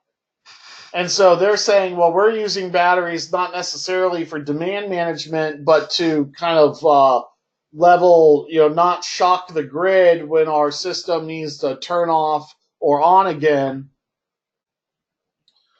And that could also be like a large megawatt scale solar farm where clouds are passing over the array and turning the solar arrays on and off over a very quick period of time.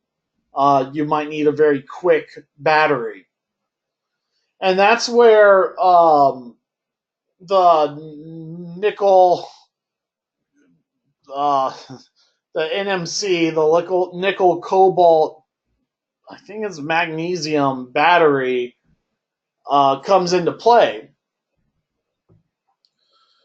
Because here you look at the nominal energy of the cell being 0.2 kilowatt hours. It's rated at 3.7 volts, and its continuous output rating is 114 amps.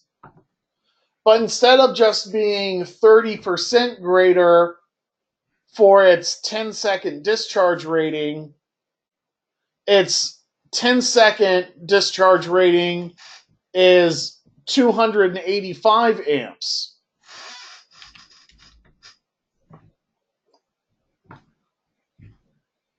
So over twice what its continuous output rating is, where what we saw with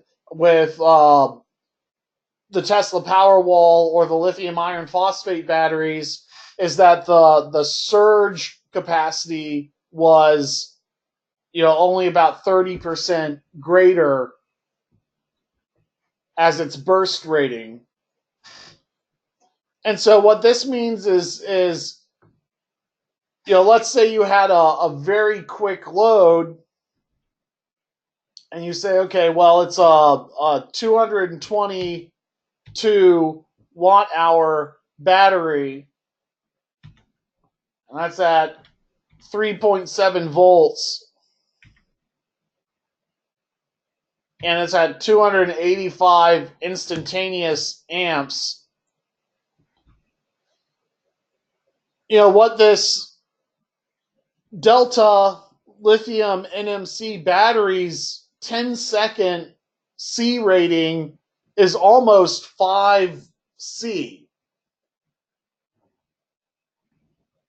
So it doesn't need, and it's less than that for 2 minutes.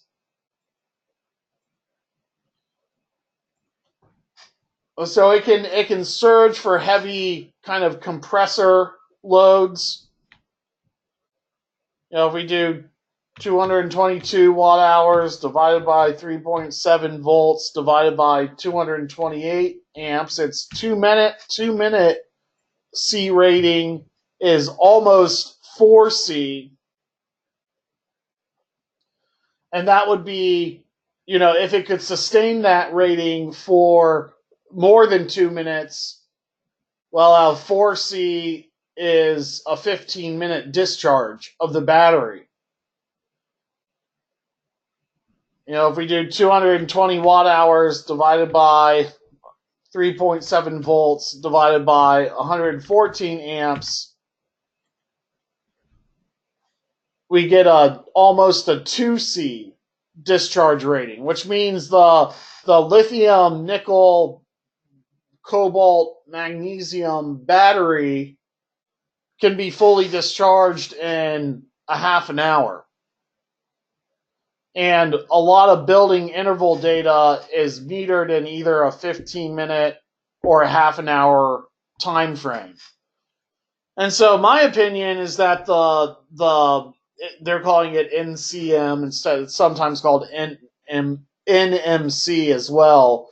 But my opinion is this is the battery technology for rapid discharging of lithium-ion battery loads. And so if you have interval loads that are in a 15-minute or a 30-minute range, then this is the battery technology to get. If your peak demand loads are smoother and they carry out over a period of 2 hours or more, then the lower end lithium ion would be a better way to go.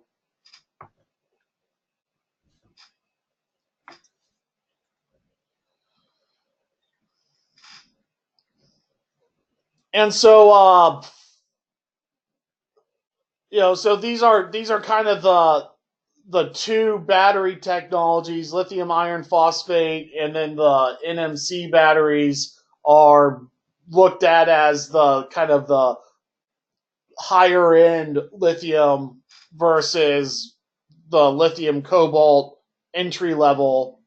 That said, it's really which way do you want to go? Do you want to go for a more rapid discharge but the same life, or the same discharge but a longer life? That's where you would choose between, for a longer life, the lithium iron phosphate, or a quicker discharge, the NMC, which is why I think the NMC have more to offer for commercial demand management. And that's also why I think you see a company like Delta getting into rallying behind the NMC technology.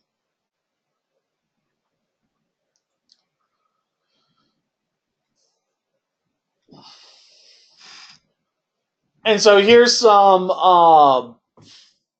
kind of projection on, they say, okay, well, right now we're at lithium cobalt, and then there's also lithium iron phosphate and NMC batteries. I've heard they think they can take the cobalt out of the NMC batteries. We also see solid state looking at some supercapacitors starting to come to market.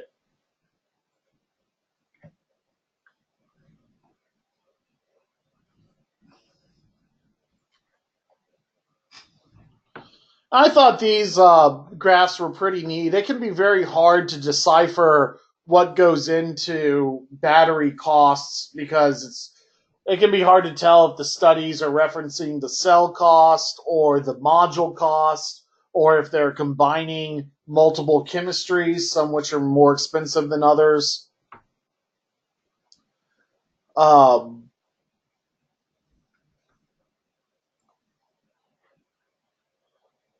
So I just thought it might be good to kind of see how it breaks out between the electrode costs and the electrolyte costs and the actual assembly of the module.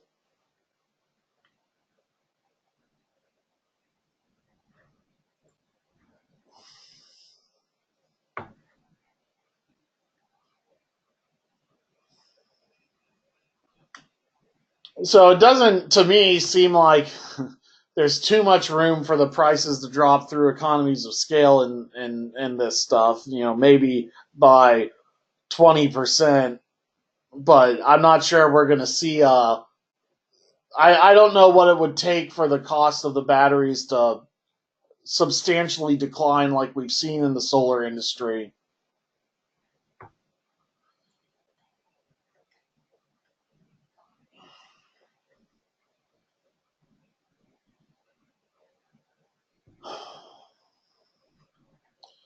Of course, there's the actual cost of the NMC batteries costing a lot more. And so, you might find that you might as well just buy, 4 times as much Tesla Powerwall instead of one lithium NMC battery, so that you're discharging the 4 times larger battery over 2 hours instead of the 25% the size battery over 30 minutes. And then you still have the battery capacity remaining for times when you don't necessarily need to use it, but you could work the battery a little bit, go further into your electric bill with a larger battery, which you can't do with a smaller battery.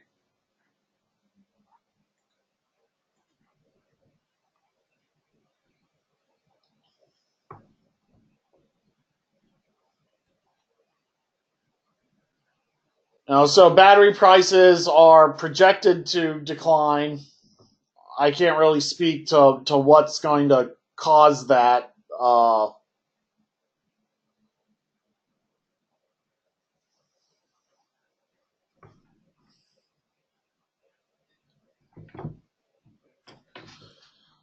So we'll come back to this one at the start of class tomorrow. Let's do a little bit of more easy, less technical discussion before we close out the day. And then tomorrow when we pick up, we're going to do some designing, some sizing simulations.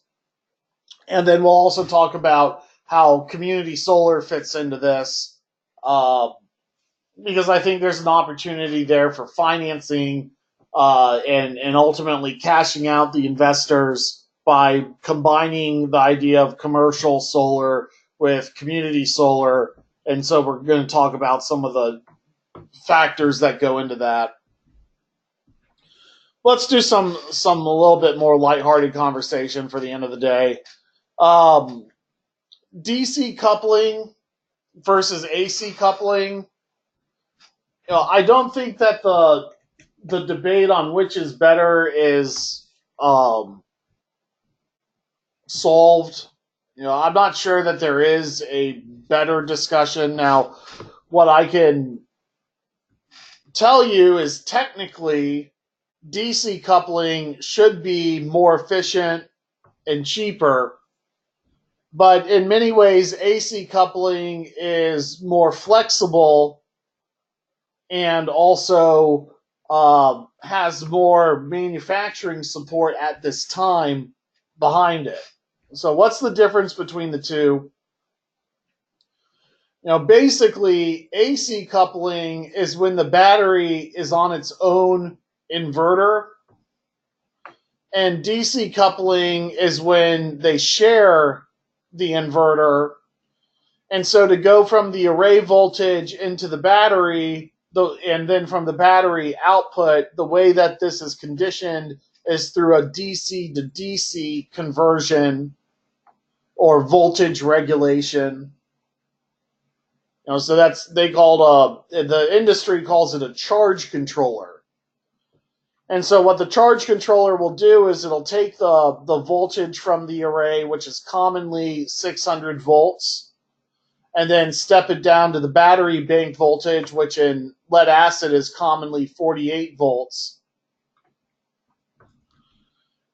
The charge controller can kind of get you into trouble, though, because not all there's like two 600 volt to 48 volt charge controllers that I know of on the market, and the majority of them are 300 volts or 150 volts. So residential solar installers who get into off-grid can kind of get surprised because they're used to dealing with 600 volt circuits, and then all of a sudden find that most of the product selection is at a lower voltage. There's a company called Pika that they're more residential focused, but what they said is, well, look, most lithium ion batteries like the Tesla Powerwall are done at a nominal voltage of around 380 volts.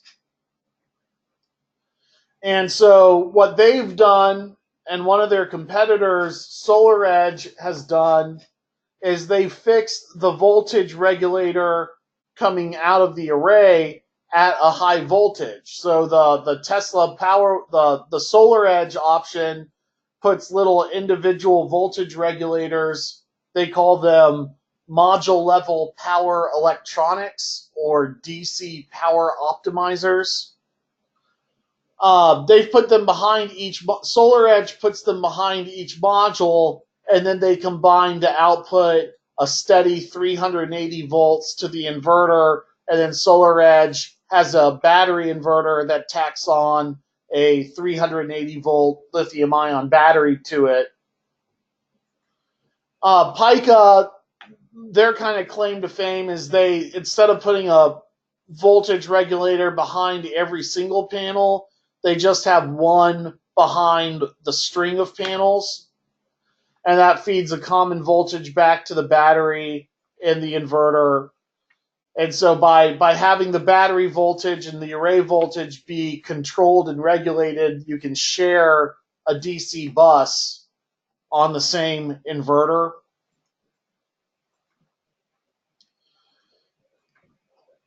Technically speaking, that should be the cheapest way to do it.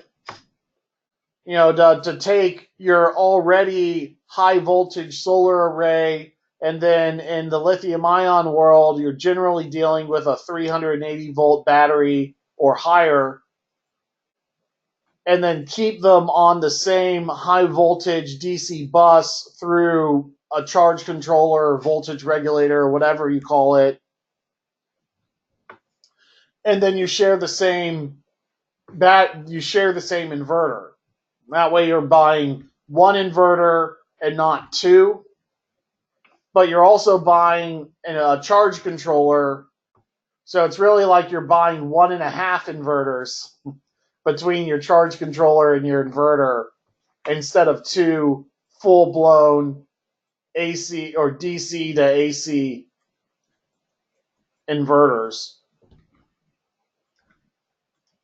Where this falls apart is that there aren't many charge controller manufacturers on the market, and there's a whole lot of inverter manufacturers on the market.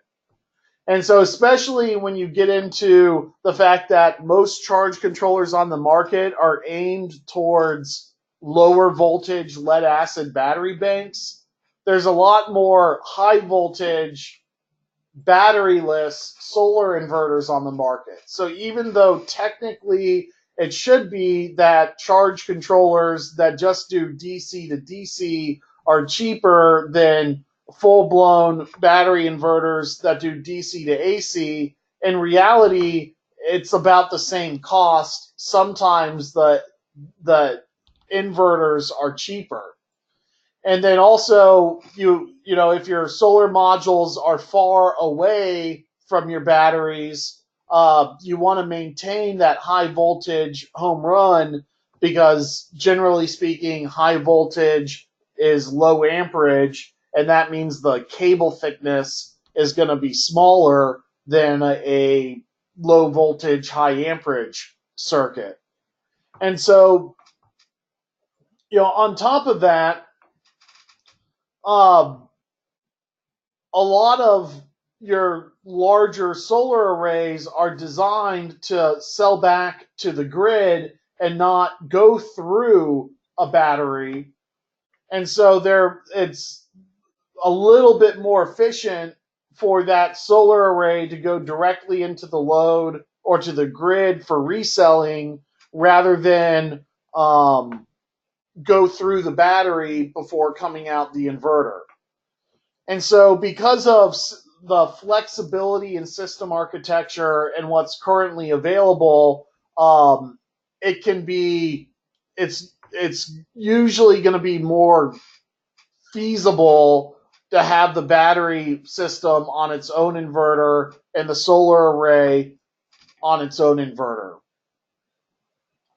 What you lose in AC coupling is the ability to black start the system. And so in a DC coupled scenario, if your battery runs out of juice, as soon as the sun comes up, the charge controller turns on and starts recharging the batteries, and then you'll get power out to the house. Otherwise, your solar array needs to see a grid signal to turn on. And so, like, if you're designing for an off-grid system and you're AC coupled and your battery runs out of juice, then your solar array isn't going to be able to turn on using a traditional batteryless inverter. And so for off-grid, DC coupling is a little bit more elegant. There's a little bit less to go wrong than AC coupling, although it doesn't really matter because you could just crank a generator at that moment in time and overcome the shortcoming.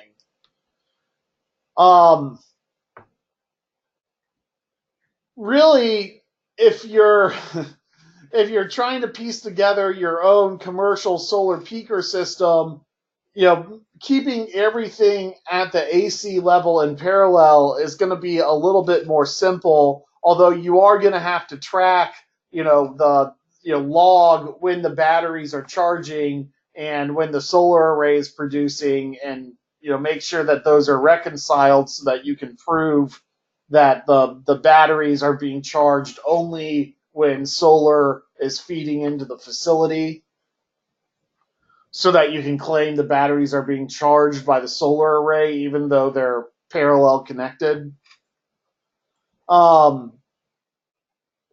DC coupling is a little bit better, slightly better, marginally better for disaster preparation and off-grid living. AC coupling is more flexible.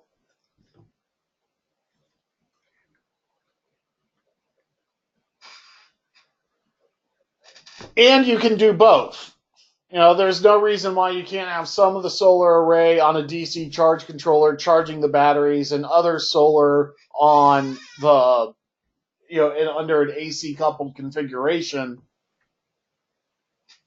And so what that does,